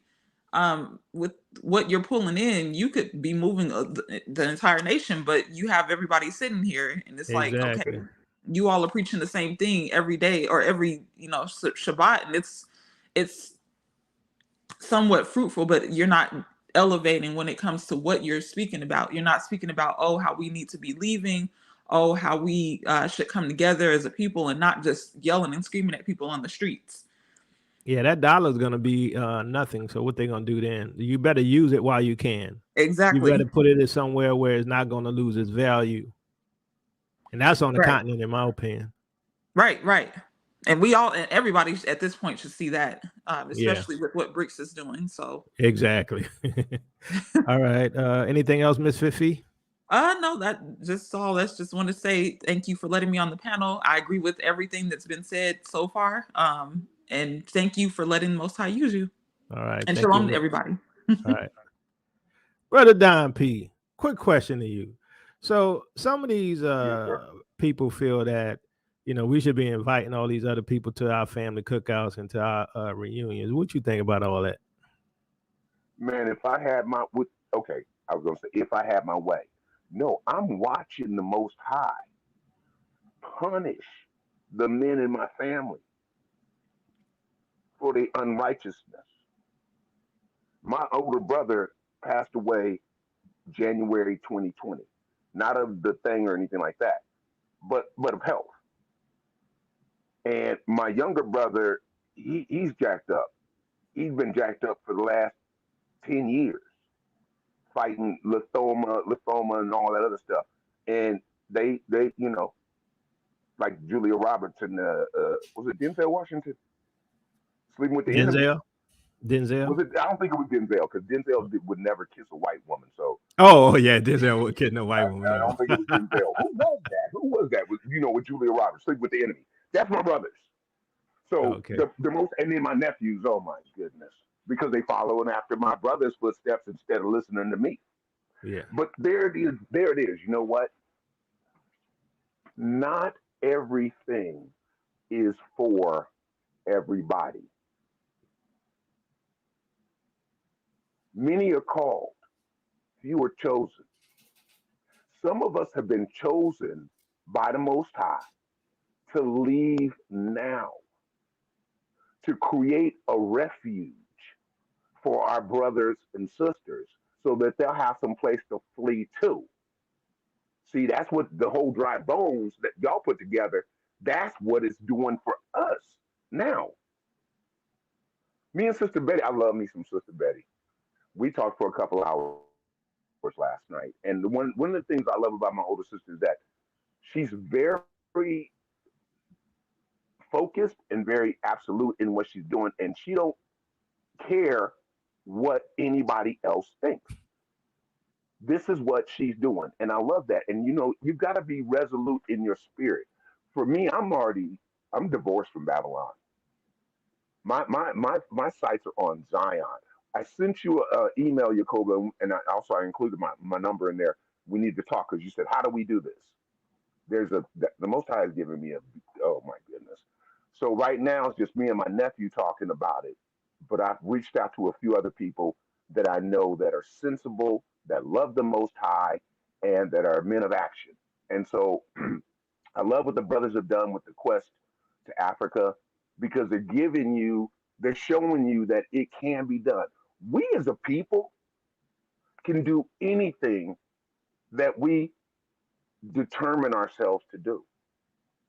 We just have to be on one accord and let's get it done. And then also, it can never be about us. It always has to be to the glory of the Most High Yah. Yep.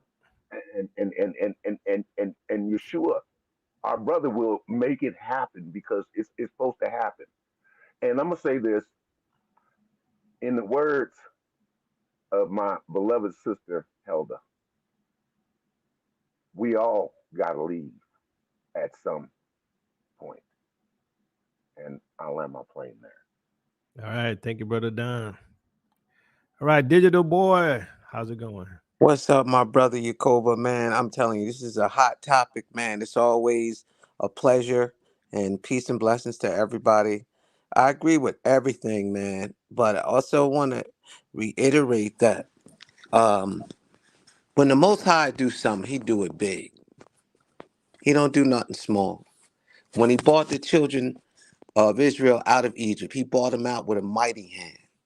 It was beyond the imagination. And I believe, and I said this before, that he's going to do the same thing. And I believe it's going to be televised this time because he wants to let everybody know who we are. He's going to confirm that. And, it's a lot of us mentally that don't want to come out of Babylon. And that's the sad part of it. Because only a remnant of us are going to get up out of here alive. And I pray that we are a part of the remnant that leave here. Because there's so many of us that are lost. And I was driving through Newark today, and I was just looking at all the homeless brothers and sisters. Man, it's awful. And I started to believe. I said, to the Most High, I said, man, you're the only one that can change this. Because we ain't gonna be able to change it. Otherwise, we would have did it already. You see, and it's gonna take a lot of brothers like you and other brothers, like myself, that's woke, to let everybody know, to let our people know. They're not concerned about us. They ain't never been concerned about us. Even the ones that look like us, that are in these high-profile places and political spots all over the world that could do some things. Maybe they are, maybe they're not. I don't know. But if they could make some, long as you're in the White House, you ain't changing nothing, because they call it the White House for a reason. And they changing the money. The currency's getting ready to go down, like you guys said. Everything is changing, and they're only doing this because they don't want us to go free. Exactly. They don't want us to go nowhere. They want us to constantly have to come back to them, and they come on television and they talk a good talk, but they never talk about what happens. My son was telling me today that he was in Manhattan the other day, and they got these anti signs up all over the place. So, kind of like educating people on that situation. I don't really want to say it, but you know what I'm saying. Billboards, my brother. Yeah. Billboards. They're still believing the lie, still perpetuating the lie. And it's like it's here. The lie is here, and we're all woke to the lie. And then you got all of these so-called celebrities still perpetuating the lie because they're afraid to lose their position. Ones that look like us. So I believe, and in closing, I believe the Most High gonna get us out of here because there's too many of us lost. Some of us can't go because we ain't in the right mindset to go. So he's gonna make it known, and there's gonna be a way for us, because this massive exodus that's coming is gonna be bigger, and it's actually bigger than what we're talking about. Yeah, definitely. It's gonna be huge. It's gonna be something like never happened ever before in the history of this toilet bowl, I call it. You know what I'm saying? Yep. So I don't tie his hands up. I don't put no ties on him, because when you start thinking about him, anything's possible. Exactly. And I'll leave it right there. All right. Great words, Digital Boy. All right, Lady J. Yeah. Okay, she dropped. All right, Dee. Hello, how are you? How you doing? I'm doing fine. I was thinking past few weeks about quite a few things. And I was thinking, I said, told the Lord, I said, the atmosphere is conducive for us to leave. There's no really working anything out. There's no coming to the table anymore. Exactly. It's just time for us to go. Time to go separate ways. Yes, we've been beat down, we've been exploited, we've been hung, and I'm not trying to sound racist, but it is what it is. We don't need to be part of any of the things that they're doing anymore. Yeah. I was thinking about that Bryant lady that was responsible for having Emmett Till killed. She never received justice on this side. And this baby was killed, murdered, beat, and shot. and they never stop. never. And now she's I pray she repented, but the way they are and the way some of their attitudes, I don't believe they even are capable, because the word said I gave them time to repent, and Babylon didn't repent. And then you look at Jerry Springer, this joker, he exploited our people. I know it was some of them, but it made my skin boil when I when I watched this show one time, and he made our people look like fools, thugs, hoes, some of everything, and it was exploitation to the fullest to me. And then you may have heard of this well-known televangelist that died recently, Charles Stanley. I found out some information in the 70s. This man posted guards in front of his church to keep us out. What kind of gospel is that? So to me, it's time to go. And when I found out, because I used to try to watch some of his stuff, but I just feel like God is judging this white supremacy spirit. He's judging it, and he's killing it, and we got to move out of the way. And I was thinking about MLK when he said he had a dream about his black little boys, the black little girls with the white little girls and white little boys, but it's becoming a nightmare for us. It's not a dream. And I had read something about MLK when he said that he's this integration. He's believed that he's sending us into a burning house. And I think it's just time for us to go, because I have a grandbaby supposed to be born next week, little grandson. And I want my grandson growing up in a world where he's not profiled. I want him free. I want him free to I know agree. Yah. I want him free to be able to be himself and not be judged by the color of his skin.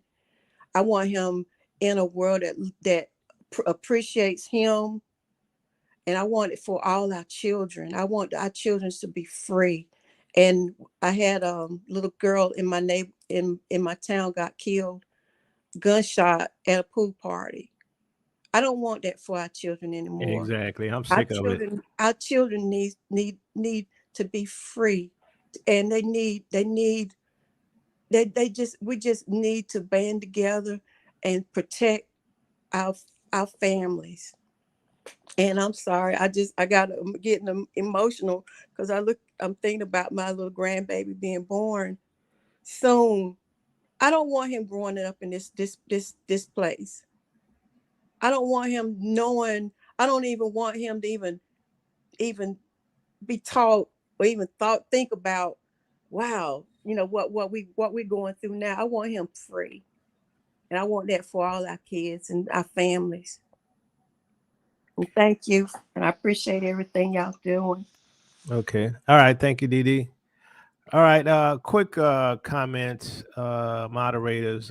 Let everyone have their comments. They don't have to agree with everything we say or whatever.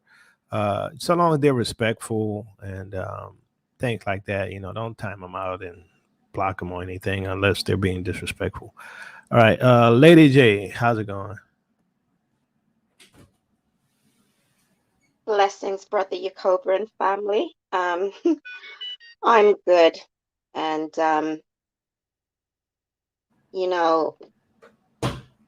remember when I said that I had fled America? Well, yes, I did flee America to come back home to the UK where I was born. But I can in fact say that I fled the beast, but I'm now in the belly of the beast. And what, in the UK? In the UK, oh, definitely. When you land here as an adult, it is like you've landed in quicksand. And the more you move, the more you seem to sink. That's what my experience has been. And I can honestly say, I mean, what, about 15, 16 years ago, it was in my heart and my spirit to actually go to Africa, not even Jamaica, where my family's from, but to Africa. It's just always been in my spirit to go there. And even the 6th of May, which will be a very important date for this country, which will be the crowning, I do not have any good feelings about it whatsoever. And I wish that I could board a plane and leave prior to the 6th of May that's coming. And I don't know if you all know, but there was an alert testing on every single person's phone in the UK. Yeah, that was And what, like a week or two ago? no, just last Sunday. Oh, it was last Sunday? Okay. Just last Sunday. And I can tell you, people in this country, whether white or black, do not trust the government. And I can tell you this, a lot of people I know switch their phones off. They switch them off.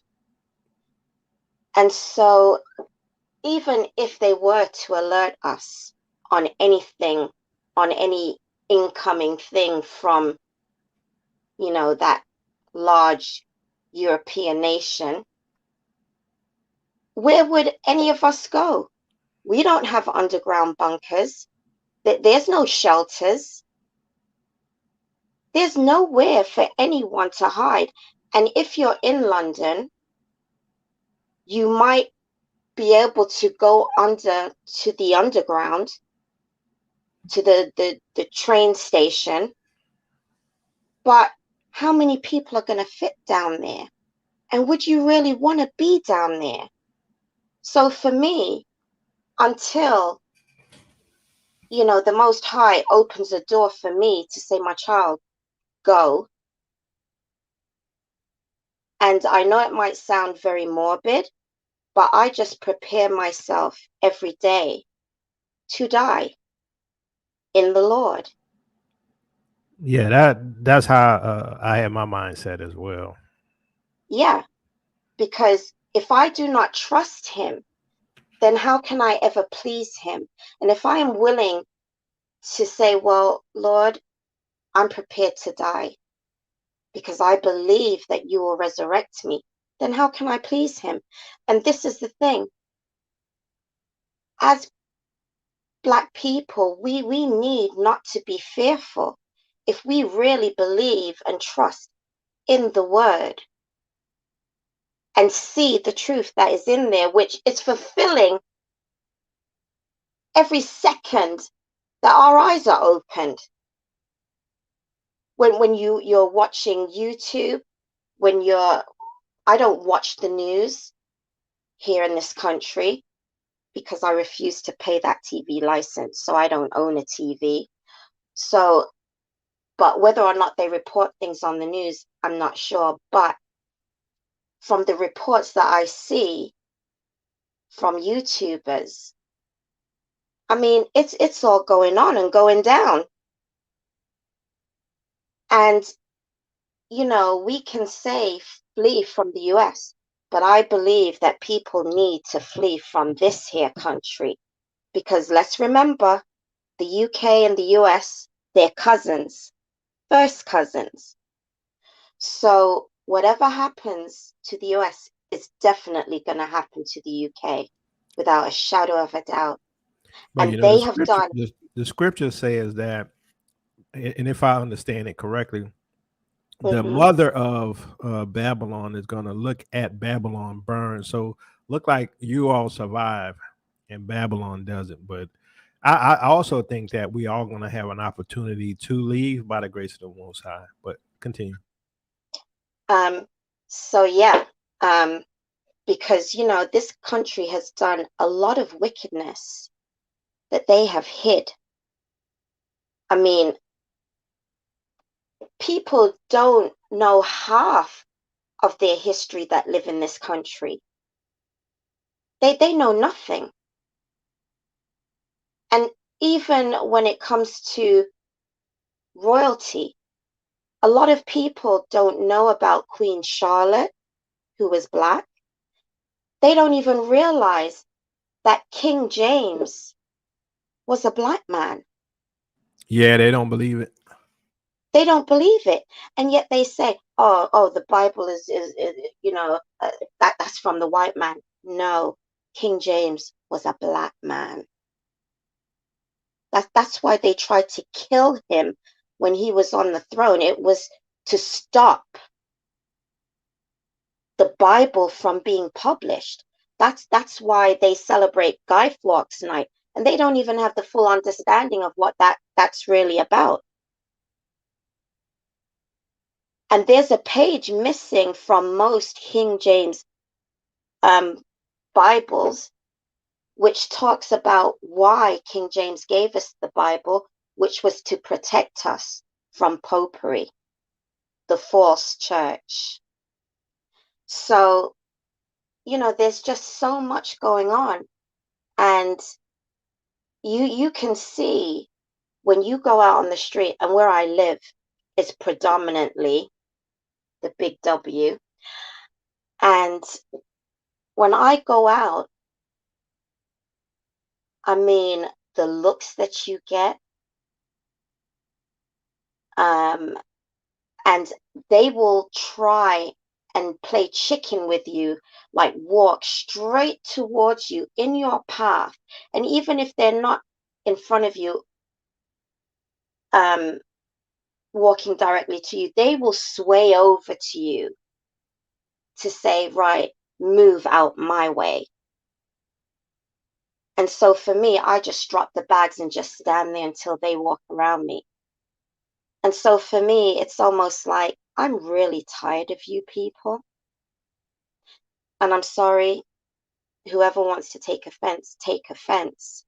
But, you know, I live every day having to deal with these people when I walk out my door, just simply walking the street, minding my own business.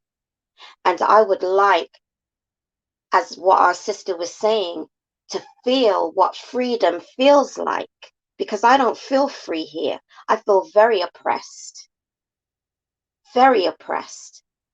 And I would just like to know what it feels like to be free amongst my own people, where I can smile and greet them, you know. I agree. And if I want to stand there and waste a little time having a nice conversation with my people without interruptions or being eyed and, oh, what are you talking about? What are you talking about? It's like, I just want to know what that freedom feels like. And so people, you know, I'm gonna and tell you, I want to wake up yeah, every day. I want to see a Black president. I want to see a amen, Black vice president, a Black amen, secretary of state. I want to see my neighbors all Black. You know, amen. I want to see everything Black. That's what I want to see. And if you think that's racist, then so be it. Like Pastor Darby said, well, maybe I am. Exactly. And I would have to say the same for myself, you know, and even a friend of mine, her daughter is a oh gosh, oh, I forgot what it is, but where she works, she faces racism. I mean, what her mother was telling me, it's like so deplorable. It's like, you need to pick yourself up and leave with all that skill and talent, because this country will never appreciate what it is that you can do, whether it be on a technical level, an artful level. they will never appreciate it. And I think that we just need to take it all elsewhere where it will be appreciated and where we can build each other up. And I've always said, you know, we need to get together and work with each other and help each other and do for each other, because all these people want to do is murder, death, kill us. Yeah. And I've taken that line from the movie, So you know, that Lady old J, movie. I'm So yeah. gonna need to move on. So did you want to have a final thought? I'm gonna come back around and give everybody final comments, but Well, my final thought is this. I just think whoever can leave, leave. yeah, Because I had 10 US dollars and all I got was £7 for it. And just think, your money is going to depreciate. So while it still has value, use it and use it wisely. And that is not to stay there. yeah. That's where I land the plane. Thank you, Brother Yakoba. And I so appreciate your ministry. And I Thank just you. pray that the Most High will continue to bless you and your brother. And Sister Betty, please come and get me. All right, thank you, Lady J.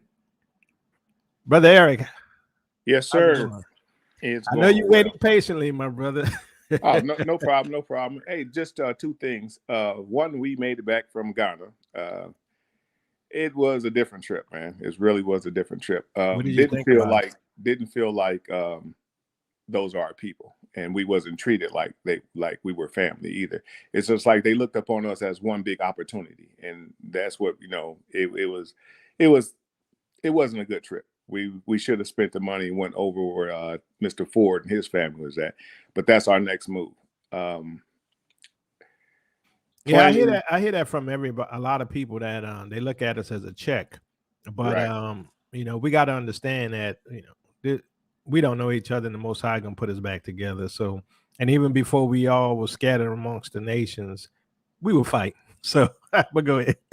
Right. So the next step is planning. We've been planning with Tim. We had a couple conversations with him. We have the contact information with the lawyer. So we're going to put everything together so that we will have access into the land. At the same time, we're going to purchase land. We're looking at the diaspora community purchasing a property there and having one built there. And then also the eco village. We want to purchase land on the eco village, build our house on the eco village, and farm with T3andMe on the eco village. So we have a plan in place. We just working it out step by step. And once we get a place built, we're looking at actually getting out of here, just leaving. So, did you make the meeting this morning? Or the T3andMe? No, I made the round table with them, but I Okay. not the meeting. Okay. And we were in Accra, Ghana, where we was at. Oh, it was Accra? Yeah, someone put a chat up. Yeah, we was in Accra. So you But hear like I the say, thing. it's just different. And I know Dr. Umar is saying what he's saying, but it's just different. There is some healing between both sides that need to take place. And it just, for me Yeah. right now, I'm not there. I would rather be around my own people. Tim, Ghana is not on my list at all. yeah. You know, and I don't like Akufo because Akufo is Western backed, Western bought. Now, will things change? Maybe. But right now, Tanzania, the place where the community of like-minded people. I mean, Right. that's pretty much what you have to do, is be around community and people of like mind. The thing is, though, they got to be a little more open with the resident visas and citizenship. Yes, they do. That's some hoops to jump through on that, but we're willing to do it. And another thing is getting the land while it's cheap. I'm seeing that things are going Yeah. up over there, so you better get in on the ground floor, grab the land while it's at a good price. Yeah, my brother want to try to go next year. You know, hopefully we can go, but you know, we'll see. All right, that's all I have, my brother. I appreciate All right. what you guys doing, and God bless. Keep doing what you're doing. Thank you, Brother Eric. Brother Keith, we're gonna go for final comments. Then I'm gonna have Sister Betty, Brother Don, DD. We'll come back to you, Brother Eric, if you want final comments as well. Brother Keith. All right, thank you, brother. My final comment is I just want to lend my support to what you said about Israel, Yashrael, and our family business, and not really wanting have to deal with too many Gentiles, and that may feel wrong to some people, or maybe it just doesn't feel right to some people. But I tell people, don't feel bad about it, and don't apologize for it. Now, just there's a caveat though. We are supposed to be a light to everyone, not just the Gentiles, but to the whole world. So we are Yasharel, we are Israel, we are the chosen people. And we were supposed to be a nation of priests. So in order to be a nation of priests, you need to have like someone to be a priest too. So that's our responsibility, to be like a nation of priests to others, other people. However, so that's important. So you can't lose sight of that. And that's y'all's like ultimate purpose for us, and we have to remember that. We've been abused, we've been traumatized, but we have to remember that as a people. Easier said than done at times, or maybe for some people all the time is easier said than done, but we can't lose sight of that, because that's part of our call. And he didn't just call us just to do it. We have an actual purpose, so we have to remember that. Now, with that being said, so that's always like the core of my heart, because I try to serve the Most High Yah. That's the whole point. But with that being said, let me just share like a conversation I had with a Caucasian Gentile friend. He's a friend. I mean, we're like brothers from another mother. I mean, I love the dude. We've had many conversations. So he's a very intellectual guy, professor. We're cool. We're really cool. And he knows we're Israel. We've had many conversations about like a lot of things pertaining to. So he knows that we're Israel. He wants to submit to Israel, and we were talking, and he wanted to come over to the land with me. Let me just share with you all what I told him. No, he knows me, so he knows my heart, and I'm not always pleasant. I'm kind of a mixture of like Malcolm X and Marcus Garvey and a whole lot of other people, maybe a little Dr. King in some ways, but more Malcolm X than anybody. So I speak like what needs to be said, and people who know me well enough know that about me. I'm not hateful, but I say what needs to be said. So anyway, so he knows me. So so I don't even have to give disclaimers when I talk to him about a lot of things, because he gets me. He gets who we are as a people, and he accepts it. And but he wanted to come over to the land as well. But what I told him was that not right now, bro. Like, and I call everybody bro because I'm like a Hebrew hippie, so I call everybody bro. I know he's not Israel, but I call everybody bro.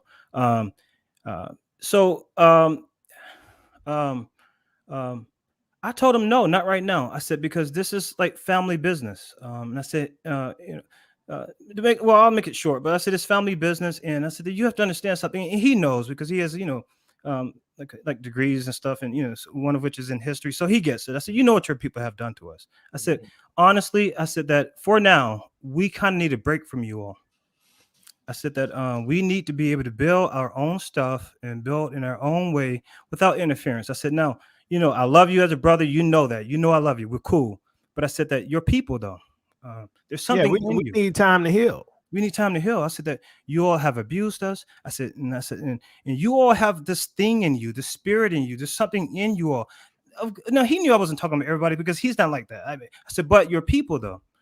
Your people, and that's the thing. And I just interrupt you just a little bit. When we talk about them as a nation, I'm not talking about an individual. Look, I know some of y'all as individuals, we could probably get along, right? I've gotten along with some of y'all, but there's not many. Right. But they need to understand we're talking about them as a nation. You as an individual may be different, but go ahead, Brother Keith. That's right. Yeah. So I said that you all, I said every time you all come among us, you always have to be on top. I said, you all have this thing in you. I said, no, look at what your people have done everywhere you've gone, Australia, New Zealand, everywhere you go, India, you always like to dominate. You always have to be first. You can't get along.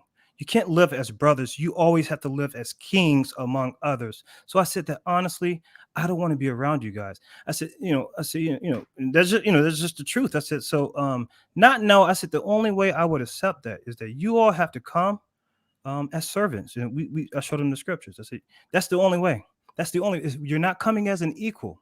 After we had some time to be separate. Right. And we need some time apart. We need a Yeah. break, you guys. We need a Yep. break. We've been Trump. We need a break. And Yep. you can only come as servants. There's no other role for you. No, there are some sub roles, like, you know, servant first. And then what kind of servant you're going to be is different. I said, and I showed them the scriptures. I said, that's the only like role you all play in our kingdom. You're our servants. Now you can clean, but not even right now. So I mentioned that because now that probably sounds arrogant to some people. I know some people will call me. I don't even like, you know, some people have called me racist and stuff like that. I said, man, you don't even know what the word means. Be quiet. But I don't even. It's racist when you care about your own people. When we care about our own people. Well, not just that, because no, this probably sounds bad to some people, but I say I'm a segregationist. I don't want to be around. I am too. I'm a segregationist. Yeah, I don't want to be around a bunch of Karens and stuff. I said, because you all have a problem, a deep problem with us. We don't have to bother you. Yep. I mean, you bother us. So anyway, I mentioned that to Israel because, no, don't get me wrong, I live around some Gentiles and I'm cool with them, you know, but I feel the way I feel, and it is what it is, and I don't apologize for it. People are like, wow. Honestly, I'm surprised that some of them still appear to like me, because some of the stuff I say, I'm like, oh, you still like me? We're still cool. Honestly, because I say it. Because it is what it is. I think I could get along with you, Brother Keith. You honest. I like that. It is what it is, man. But they seem to, maybe they're gaslighting me, but they seem to still like me. But I don't care if they don't, to be honest with you. I'm still going to say it, and I still believe it. So I mentioned that because, Israel, you guys need to start to realize who you are. Don't apologize for being who you are. Don't apologize for being the chosen people that you are. And I mentioned that because when you start to walk in that way, when you start to walk in that light, it puts everything into perspective. You move differently. You view yourself differently. I think you serve the Most High better and more purely, if you will, because you put everything into proper perspective. And also, when you have that perspective, like some of those brothers who have hate for a lot of people, you don't have to hold that hate when you know who you are. You can't anyways, because honestly, like I said, we have to be a nation of priests. So it is what it is. You can't really do that properly if you're hating people. Easier said than done. I'm a warrior. Trust me. I get it. I'm a warrior first. I'm a warrior. Here's the thing. I'm not going to disrespect you. I'm not going to hate you. I don't feel some kind of way. I mean, for your people as a group, that's a difference. But as an individual, I'll give you a chance and I'll treat you respectfully. I will not discriminate against you, but I'm going to put my people first. That's period. But go ahead, finish up, Brother Keith. No, that's right. Israel first. Israel first. And more of us need to be like that. You need to do business with Israel first. Yeah. I know that's not going to roll over well with some people, but it is what it is. You have to. You building an empire, a kingdom. You have to do it with the people who are part of the kingdom. That's right. And that's the only way you have a kingdom. Israel, stop giving away your heritage to other people. Stop it. Stop it. Act like you love your people. Act like you love Yah. Take care of your people first. It has to be Israel first. And stop giving away your heritage and trying to accept everybody and just let everybody come in. We're all equal. We're not equal. We're not equal at all. We're not. I'm not going to disrespect you, but we're not equal. I know who I am. I know who's chosen. Most High chose us for a reason. We are the apple of his eye. So, and like I said, that probably sounds arrogant and terrible to some people. But if it sounds terrible to you, and I know to some people who are listening right now, if it does sound terrible to you, get your mind right. To the Jew first, period. That's right. Period. All right. Thank you, Brother Keith. Thank you, brother, for having me. All right. Sister Betty. Shalom, family. Shalom. I hope you can hear me clear this time. You sounding good, Sister Betty. Okay. So this morning, I was just trying to tell you about the continent. How, how my son said they're already setting up shop. Yeah. And see, when everybody get on this panel and continue to talk about flea doctrine and, we're not this, we're not ready and all that. Okay, I understand. But listen to this. Why the enemy is putting it in certain people's spirit, talking about flea doctrine. Those people are already fleeing to the continent, buying the land, the choice prime pieces of our land now, while you're sitting down with a sleep mind, delusional mind, thinking that you're fleeing. It's all a big delusion, because you got Gentiles, Chinese, Japanese, Indians, Arab. You got all of them already setting up shop. So I'm not gonna try to understand because it's not for me. But I'm gonna tell you something. I live in Florida, born and raised right here in Florida. This morning, Pastor Keith Wilkes put up a video of a picture in a museum of 6 or 7 little Hebrew black baby.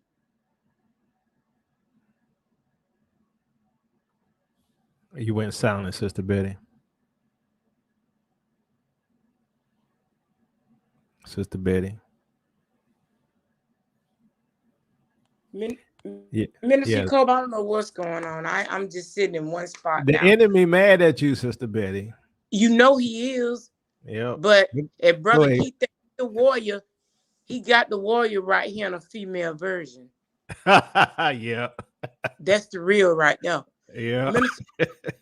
Listen, they had our babies advertising our babies as gator bait, that community. Yeah. Now, if you think Miss Betty is racist, hateful, I don't give a flim flam what you think about this. Yep. It ain't no reasoning. There's no reasoning because even though I'm surrounded by them. I'm the only one right here in I can count the houses. My house is the only one that's occupied by a Hebrew. I've been seeing them for the 28 years I've been living here. I never played with them, never tried to take them a plate, nothing. I've always kept myself separate for a reason because I always knew who they were. See, if they were gonna repent for what they did, how do you not repent for selling our babies as gator bait and have it posted in a frame in a museum what you did and you have not repented? But and they want us to forget all that just so we can all get along. What? When I looked at them 6 little Hebrew babies and knowing that they were sold and fed the gators for an enjoyment, and know that you take your little children to pick a nigga right after your Christianity, your white supremacist church service, and you go hang my father, my brother, my uncle, my cousin, and you cut off his body parts, and you skin him and make wallets and lampshades and shoes and pants, and you want me to forget about it? Come on now. You want me to forget about it? Do you not know that we've been hurting for generation after generation after generation, and it's still very fresh on our mind, especially how you just shot my little son? That was my son you shot in the head and shot him again on the ground. That was my son, my nephew, my brother, my cousin. You just did that in 2023. And now they you still hanging us from trees, and we supposed to forget about it. You talking about, can we get along? Can we kumbaya? No. No, we ain't kumbaya. No, I don't want to see you on the continent. I don't want to see you selling nothing, doing nothing. I don't want you. You went silent, Sister Betty. The enemy don't like you, Sister Betty. You'll be back in. Come on, finish it up, Sister Betty. I know you're coming. Sister Betty. Minister Caldwell, you came back. You don't even bathe. We taught you how to bathe, brush your teeth, wash your hair, pick the butt. How am I having you down there doing a service for me? You can't cook. You can't clean. I could cook now. Doing the work. I could cook. I just can't cut no fish. You can. I'm talking about them Gentiles. Oh, the Gentiles. Okay. What they gonna be able to cook for? That's true. What purpose are they gonna serve for us on the continent? They're not gonna serve a purpose for us. But Lady J, listen, sugar, Yukoba got 1 acre of them 10, and if you need to come bunk up with us on the other one, come on, baby, come on and leave Europe. But Minister Yukoba, I'm gonna let y'all go for that. Now it ain't no kumbaya over here. I'm sorry, Sister Betty. I said, ain't no kumbaya over here. We ain't trying to just get along to get along. No, we're not. Reparation. Pass our money so we can go buy the continent. Give us our money. That's Since it. Dr. Phil said we ain't gonna know what to do with it, the nerve of him. Exactly. The nerve of this fool. So we supposed to. We supposed to forget about it, but y'all still doing it. Come on now. Y'all still doing it, but we supposed to forget about it. And don't tell your children, don't tell my children, you is Yep. a fool. Mine Yep. gonna know. Yep. That's what I All say. right. You're not gaslighting me no more. I'm sorry. No, You can call me what no. you want. Call me what you want. You ain't Yep. gaslighting me no more. Nope, Yep. it's over. It's Yep. over for this. It's over for this nation. Period. Like I It said, is. it's over. They're already buying up the continent. We better go buy up something, even if you come Them back 4 to. carpenters gonna kick him out. They all gonna be gone They gonna according to the all be scriptures. kicked out. Ain't gonna do Yep. them no good. Yep. Yep. The Bible says when we look for our enemies, we ain't gonna even see them no more. That's what We it ain't gonna says. even see them. We ain't gonna even see them. I know we don't. We know we don't have no guns to fight nobody with, no tanks, no jetters. We don't need all that. Our Exactly. Yahuwah gonna do it with what? Just the breath of his mouth. Oh yeah. Oh yeah. So we don't have nothing to. I ain't worried. And their judgment is here, right? Minister All of Silver, this nuke talk, they think it's just talk. You know. is listen, like you just said, they don't want everybody to panic. Yeah. If we know, we as woke people, we know it's 10 times more severe than what they're saying. Yep. It's way more severe than what they're saying. They don't want you to panic. But lo and behold, all praise to the Most High Yah. We don't have to panic because we already know what it is. But see, they're getting that John the Baptist message. You know what I'm saying? They don't like Oh that. yeah. They're gonna be ready to try to cut our heads off, right? Because Oh we're giving yeah. that John the Baptist message. But it is what it is. I'm sorry. It is what it is. We out real soon. Real soon. Oh yeah, we out. All right. I mean, I don't see how we not out personally. That's just my own opinion. But thank you, Sister Betty. Thank you. All right, love you, Brother Don. Final comment. I knew that was going to happen, man. I knew that. I was like, okay, it's my turn to get messed with on the audio portion. So one of my headsets just went out. Okay, well, Can you you hear me sound okay? good right now. Okay, cool. Because one of them is still good. Yeah, man. I see the credits rolling. Oh yeah, they're rolling, dude. They're rolling. You know, and it's like here's what it is for me, and I don't care what anybody else thinks. I really don't. We beyond that. We passed all that. And get out your feelings. The Most High can take whatever little you have and make much of it. My hope and my faith is in Him. Yep. And as long as He keeps pointing the direction, I'm gonna keep walking in the direction that He's pointing. That's it. Because the thing about it is, all of my days were walked out before Him before one of them was. He knows the plans He has for me. He said they were good. I can be anywhere as long as I'm with Him. A couple, well, this. I think only one person in our family knows my story. I done been through some stuff, and the Most High has proved Himself faithful. And I didn't go around begging like that scammer. See, those are the people we got to keep out the kingdom. Come That on boy now. been showing up everywhere scamming. Oh yeah, trying to misuse and abuse God's people, Oh, man. yeah, on him yesterday, and I was like, "Oh, brother, I got you." Yeah, he's everywhere. He's everywhere. He's like MasterCard. He's like everywhere you want to be. Yeah. But at any rate, those are the kind of people that we have to keep out of our community, because those are the type of people that will spoil the harmony and the unity that the Most High wants to bring together. And I really see Him doing some things. Like I said, I sent you that email. So give me a call. I just see Him. As long as we're walking by faith, you may not be able to see it, but He will make a way for you. And the ones that are faithful, they will eat the good of the land. Those who are willing, those who are faithful, they're going to eat the good of the land. And so I'm pretty much done. None of my family, well, actually, my sister and her husband, I'm trying to talk to them about doing some becoming developers instead of spending their money buying a house here. becoming developers. And Like property. but that's it. That's it. That's it. That's it in my family. That's it. Okay. I mean, you know, and I have a large family. That's it. But so not everybody the Most High is speaking to them right now. No, that no. But He will. He will be Yeah. speaking to them because when their eyes start to behold things that have never been seen upon the face of this earth, Oh yeah. oh, he'll have their attention. He'll have their attention real quick, and then they'll be looking for guess what? Those of us who've already gone. Those of us who already made a way to be like, hey, how can we, could you help me? Yeah, yeah. Now your ticket's gonna cost you $5,000. That's true. Oh man, I was looking at tickets That's for yesterday. one ticket. Yeah, that's one way.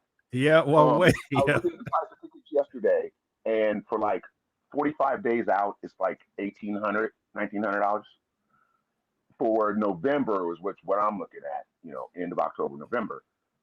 It's you can get a deal probably for about 1,300 one way. There's no need for me to get a round trip unless I'm going to go and scout. But if I can have enough people out there doing the right thing, scouting for us, and there are people, I'll trust their judgment.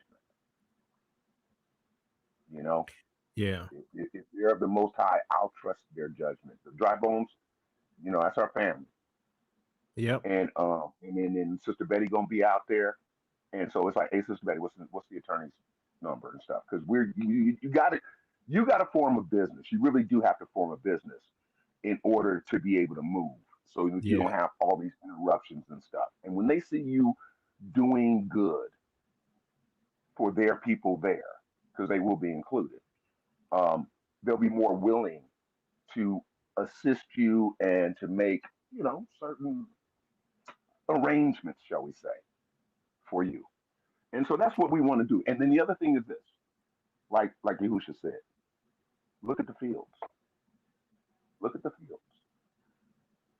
The harvest is ready. Where are the workers?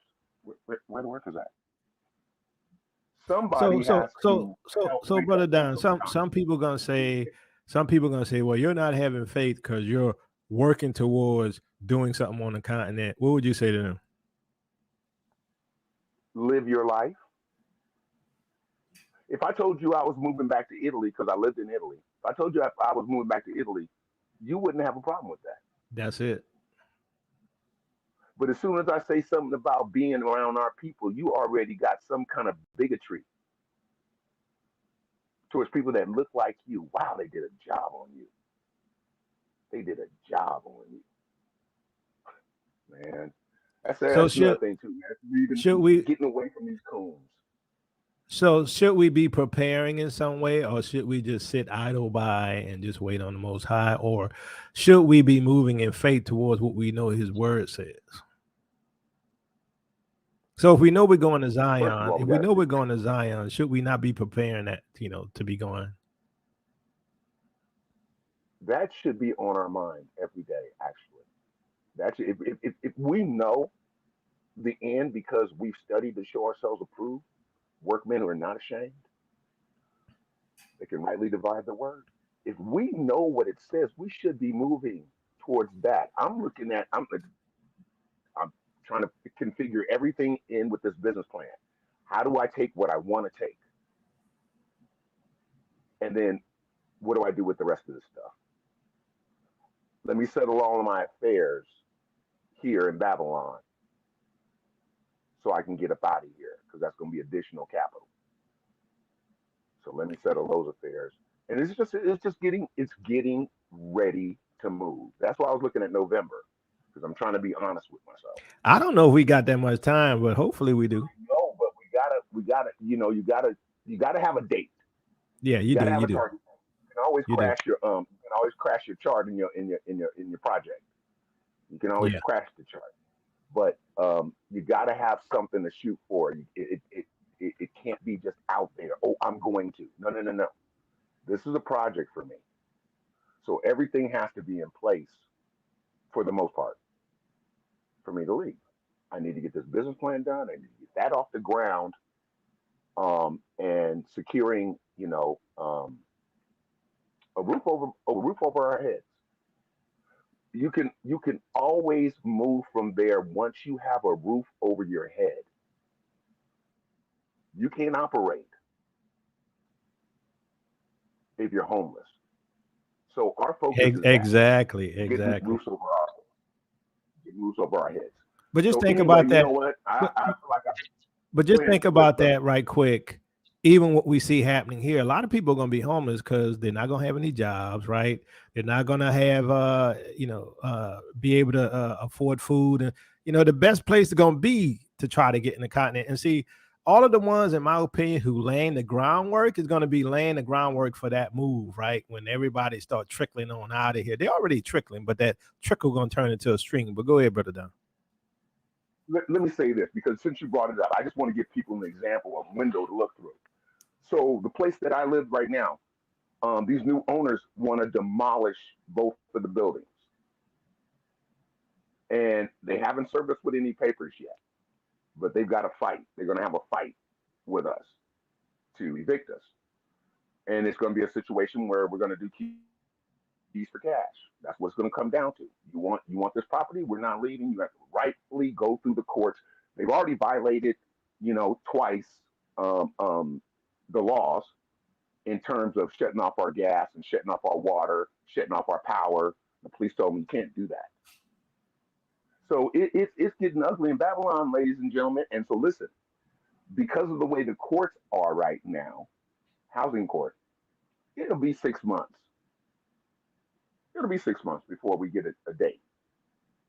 So if they want to move it along faster, that's more bread. You got to break more bread. Yeah. So anyway, but that's what's happening, guys. They evicting folks. These people are evil, man. Oh, It's yeah. crazy when I drive around San Francisco. Oh my goodness. And the sad part is this. It's us, y'all. The greater Yep. percentage that's out Yep. there is us. Because we don't And have nothing. people. And it can be a family. It could be a single mother and her children, right? Them folks, they on drugs and stuff. That's why they out there. They crazy, they on drugs, they all that. It's us that's out there that's normal and just caught in circumstances. And it's just like you said, Kobe, we never had nothing to fall back on, Yep. So I praise the most high that he's opened my eyes. Me and Sister Betty was talking about they live last night. But I'm so grateful that he opened my eyes. I don't want nothing to do with these people unless they giving me some money. For real. That's For all it is real. with my customers. I don't want nothing to do with them unless they're giving me some money. Yep. Other than that, I don't socialize with them. I'm just me and my dog, man. I don't socialize with them folks. I socialize with y'all more than I socialize with the world. Oh, I yeah. ain't got time. Yeah, so y'all my You know, family. I love y'all. We gonna make yeah. it happen. Oh, We gonna yeah. make it Yeah, happen. definitely. And I'm going to say this, all of those who are against those who are moving to the continent and making moves and investing in all this stuff, I guarantee you in the next few months, y'all going to be thanking these people and calling these people and looking out for these people because they already then made the footwork and made plans and preparations for you to come, right? When all hell break loose and all these people start dumping out of Babylon, y'all going to be loving them then. I guarantee you. And y'all ain't going to be gaslighting no more because y'all going to be the first ones on them planes heading out. Final, anything else, Brother Don? Love you, man. Hey, you got my number. Look at your email. Okay. Look at your email. That's important. All right, Okay. I'll check it out. And I'll talk to you soon. And I'm just gonna tell y'all, family, I love y'all. I pray that the Most High moves mightily in your lives because your Father has the best for you. What father would look and see his child in a burning building and wouldn't go to pull him out? Yeah. You know, Now, if you don't want to leave that burning building, that's another issue. that's what I'm talking about. That's what I'm talking about. It is you making that step. It's not him physically grabbing you. You know what I'm saying? But it's Yeah. him showing you and pushing you. This is the way to go. Walk in that. Walk in that. Or else he might start hunting your dreams, just like he had you on the continent somewhere in your dreams. Yeah. Anyway, I love y'all. I'm gonna land my plane there. All right, thanks, brother Don. All right, fam. So interesting times. I don't know what's going to happen, this week with the whole nuclear exercise in Houston. But obviously, there's some moves being made on the international field. Like I said, the attempted assassination of Putin and the planned assault on Crimea that is planned. If any of that stuff happens, then the fuse will be lit. And so the question is, what kind of preparations have you made? Because here's the thing. I think you have to make some level of preparations, right?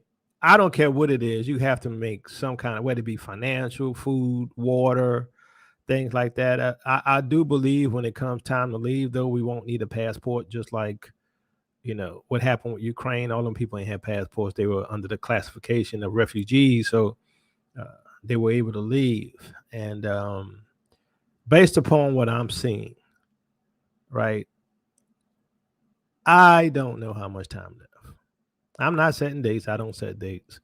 And, there's a bad habit of my detractors of misrepresenting what I teach and what I say, right? They have a bad habit of that. And, they'd never really listen to a full video of mine to know what I teach and what I say, right? All they hear is what they want to hear. And, I don't fight them battles no more. You know me. I'm not debating. I'm not even really getting angry anymore. Let them do what they do. But I think a lot of people about to wake up soon. Another thing is, I don't see how, knowing that we're the chosen, knowing we're the people of Yah, how we survive the next year or two, right? Because once CBDCs come in, we won't be having this conversation.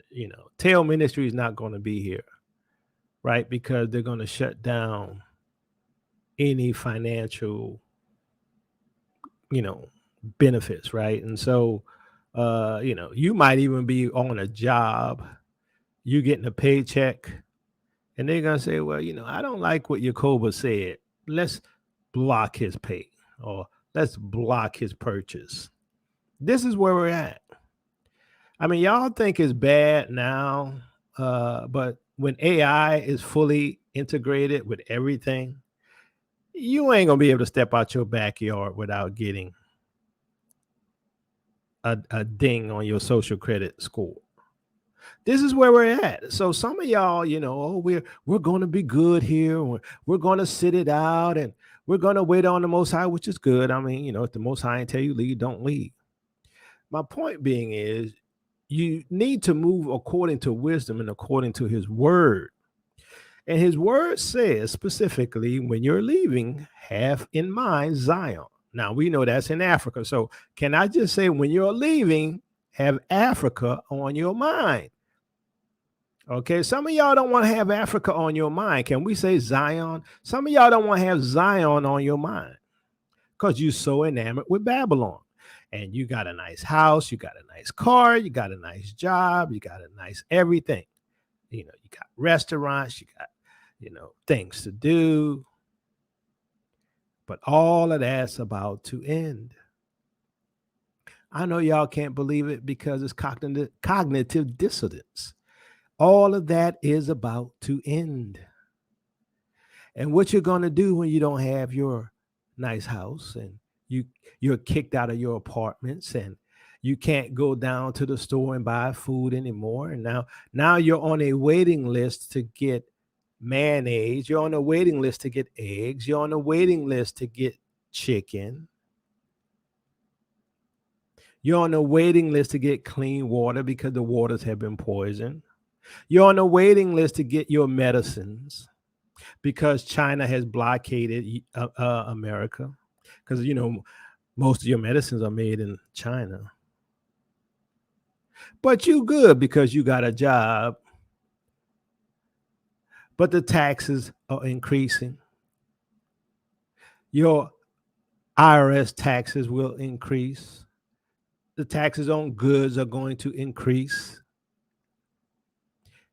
You might even be a multi-millionaire right now, but guess what? You're going to be in the same situation we are. You're going to be broke, busted, and disgusted because the dollar is going to be zero, and you're going to move into a new social credit system. And guess what? Even though you might be a millionaire right now, you're going to be on universal basic income.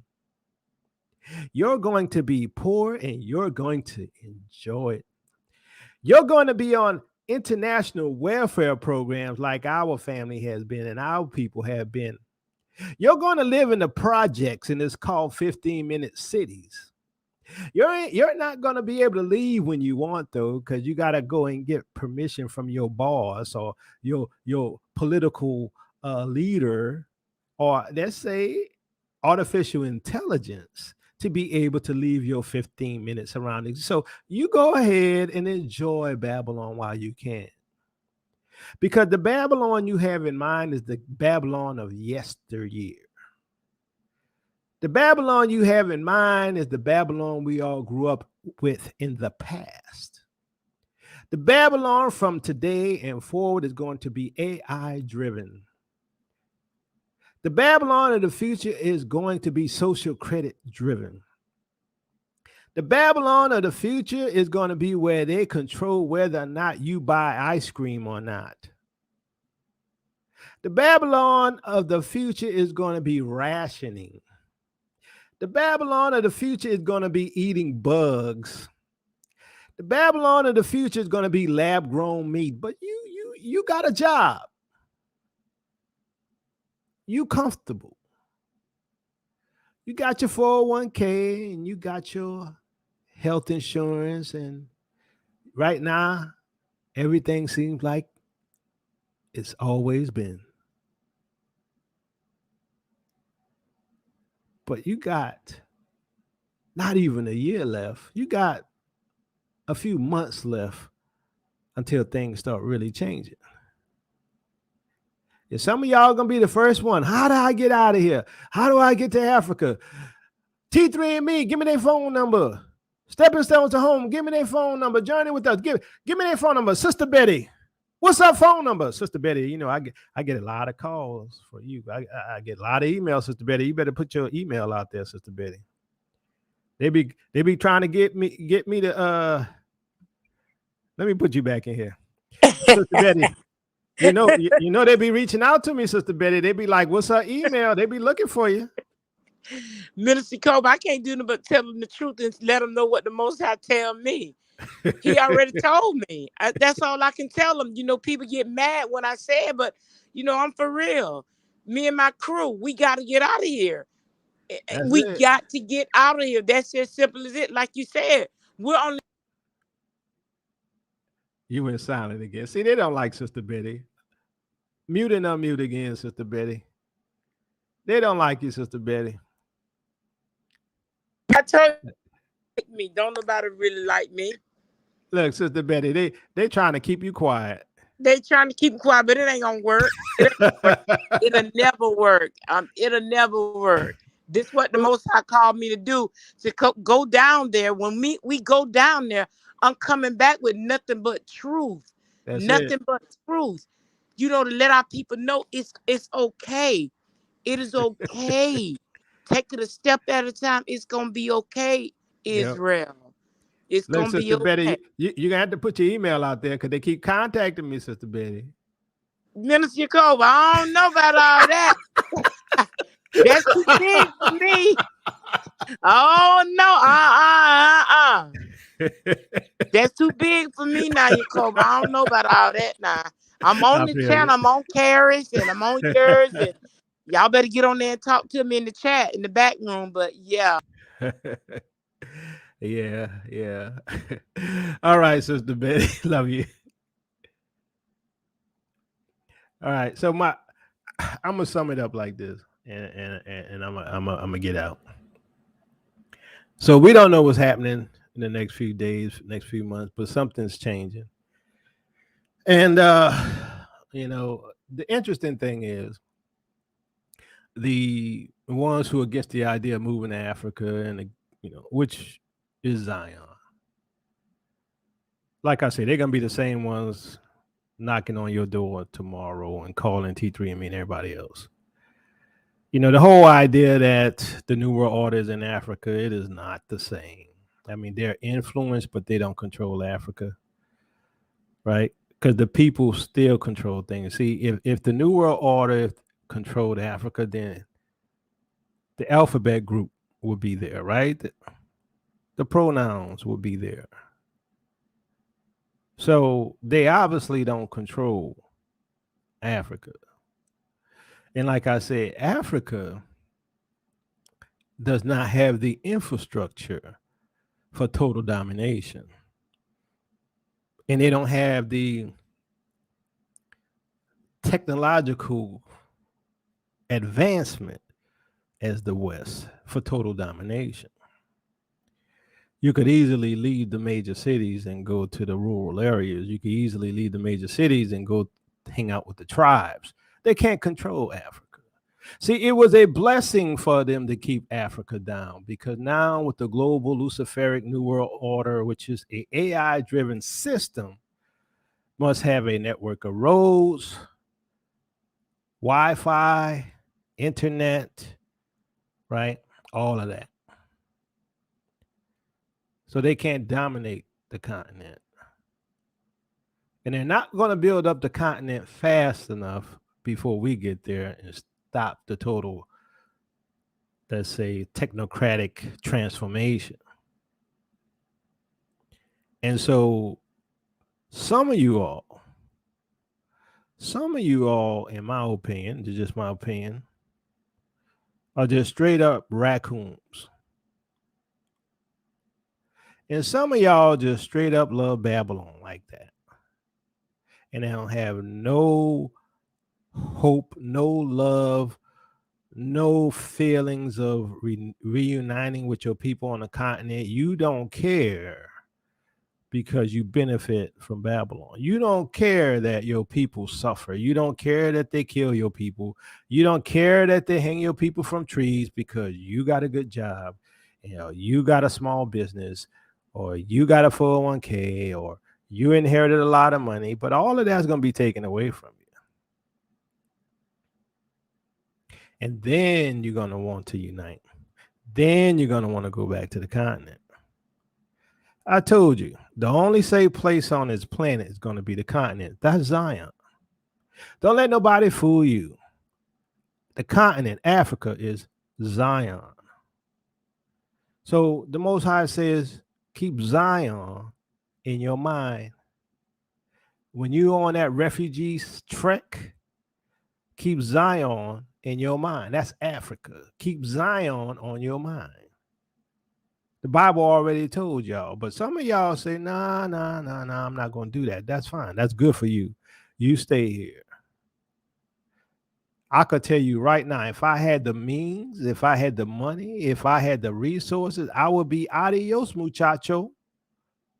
I'm off to the continent and ain't going to look back. See, here's the thing with me. What I really want to do, when I finally go to the continent, I don't want to come back. That's what I want to do.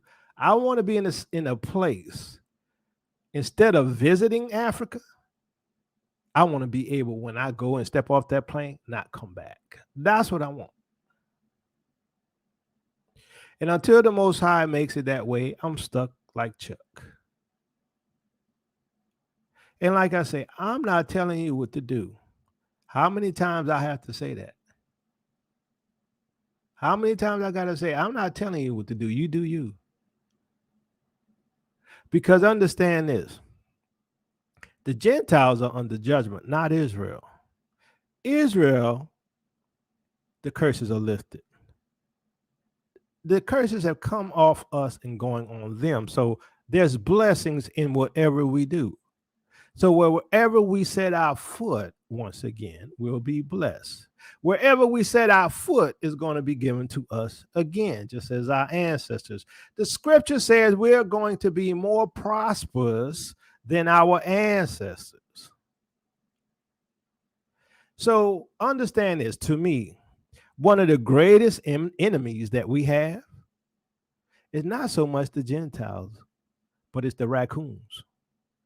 The ones who look like us, talk like us, sound like us, but not for the agenda of our people uniting, not for us separating from the Gentiles, but trying to make us integrate with them. Those are the worst of enemies, because you can't integrate with some people who want to see your fall. You can't integrate with people who want to rule over you. You can't do it. And so I have less patience for the raccoons.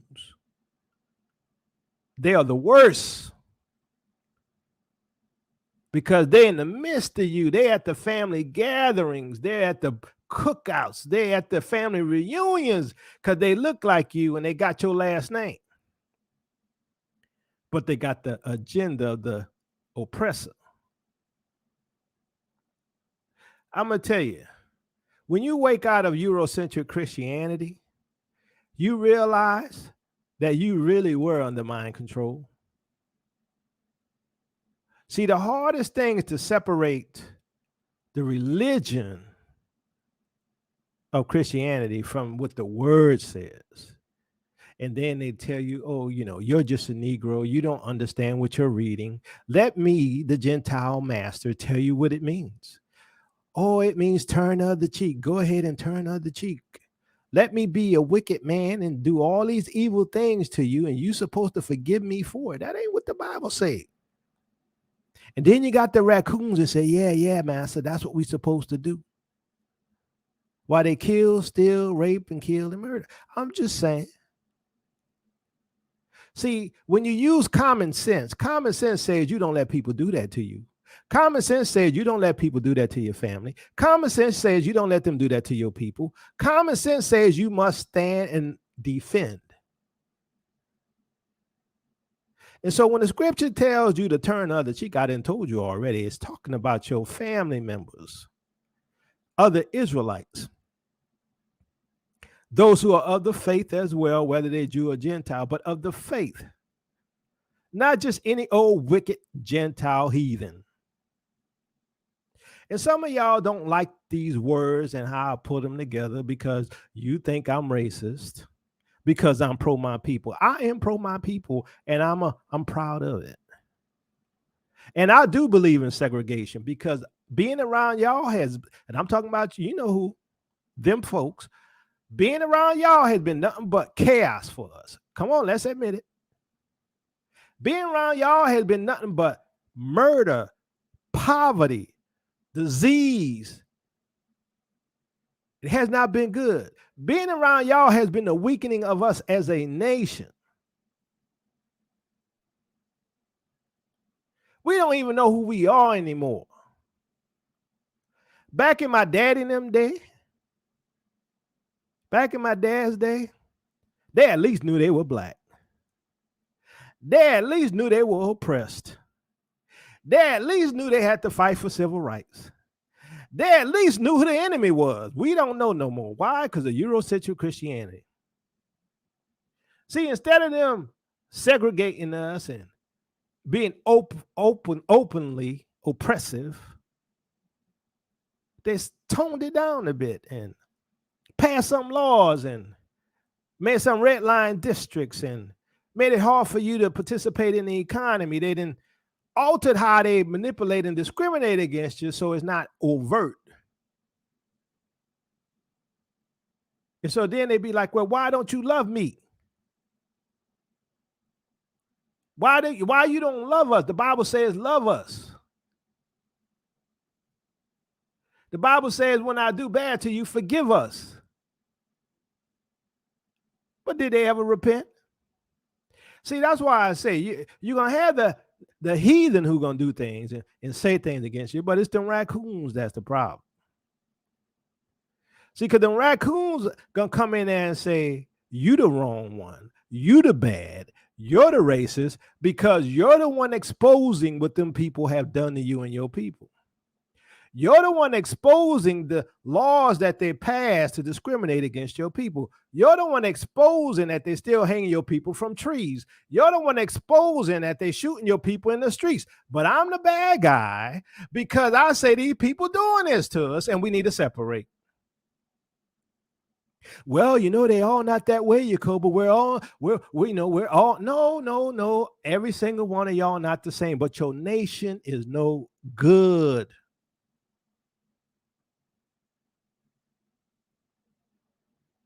Your nation is no good. Y'all like Nineveh. Jonah said, I'm not going to tell them people nothing. They might repent and be saved. Lord, don't you know they wicked? But the Most High said, look, you go over there and you tell them, otherwise you're going to get swallowed by a fish. See, I don't roll like Jonah. I do what my father says. I'm not running away from my daddy. He tell me to go preach to y'all. I'm a preach to y'all. He tell me to tell you to repent. I'm going to tell you to repent so you can be saved. I'm not going to hold it, though. I'm not going to sugarcoat it. I'm not going to be all nice and cuddly about it. I'm like, you're going to either repent or be destroyed. Period. Ain't nobody else doing that to you except for maybe some of them camps, but the camps don't give you no grace and no mercy. They're telling you the truth. Don't get it twisted when it comes to that. But they don't temper it with some grace and some mercy. They don't give you, hey, if you repent, God is faithful and just to forgive your sins and to cleanse you from all unrighteousness. They don't think y'all can be saved. That's the difference. But I'm going to say it like this, and I'm going to end it. Y'all ain't got much time left. You ain't got to listen, and you're not going to listen. I know I say that 100 times. You ain't got much time left. All the nukes about to drop. The bombs about to fall. The diseases are spreading. The food's disappearing. The water's drying up. You ain't got much time left to repent. I told y'all I'm just John the Baptist standing out there telling y'all, hey, you look, Herod, stop sleeping with your daughter. Y'all want to cut my head off for it. And then the raccoons, the raccoons gonna come in there and say, yeah, don't listen to your code, but he don't know what he's talking about. We all should get along and love one another. And, he's just a racist. No. Because if I didn't care, I wouldn't tell you the truth. If I didn't care, I wouldn't tell you what the scripture says. If I didn't care, I wouldn't say, hey, you ain't got much time left. You need to repent. If I didn't care. But I care about my people first. And if you hate me for that, hate me for it. But you know what? I see what y'all do. I see how y'all gaslight. I see how you manipulate the scriptures. I see how, you then formulated a system where we have woken up into a matrix where we could not see our way through, trying to find our way to our Elohim. And now that we know we the people, we understand why we're going through all this. But y'all gonna say, well, y'all not the people, or y'all gonna say it don't matter anymore, or y'all gonna say that Jesus wasn't black, he was olive colored. Okay. See, that's what I'm talking about, gaslighting.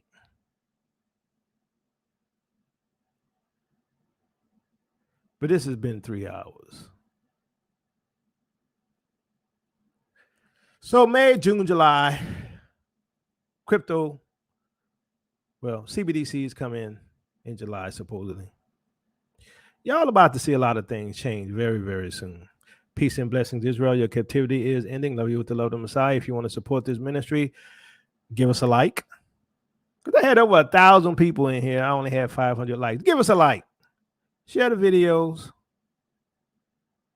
You can also support through Cash App or become a patron. And also, don't forget, please support the Dry Bones Project.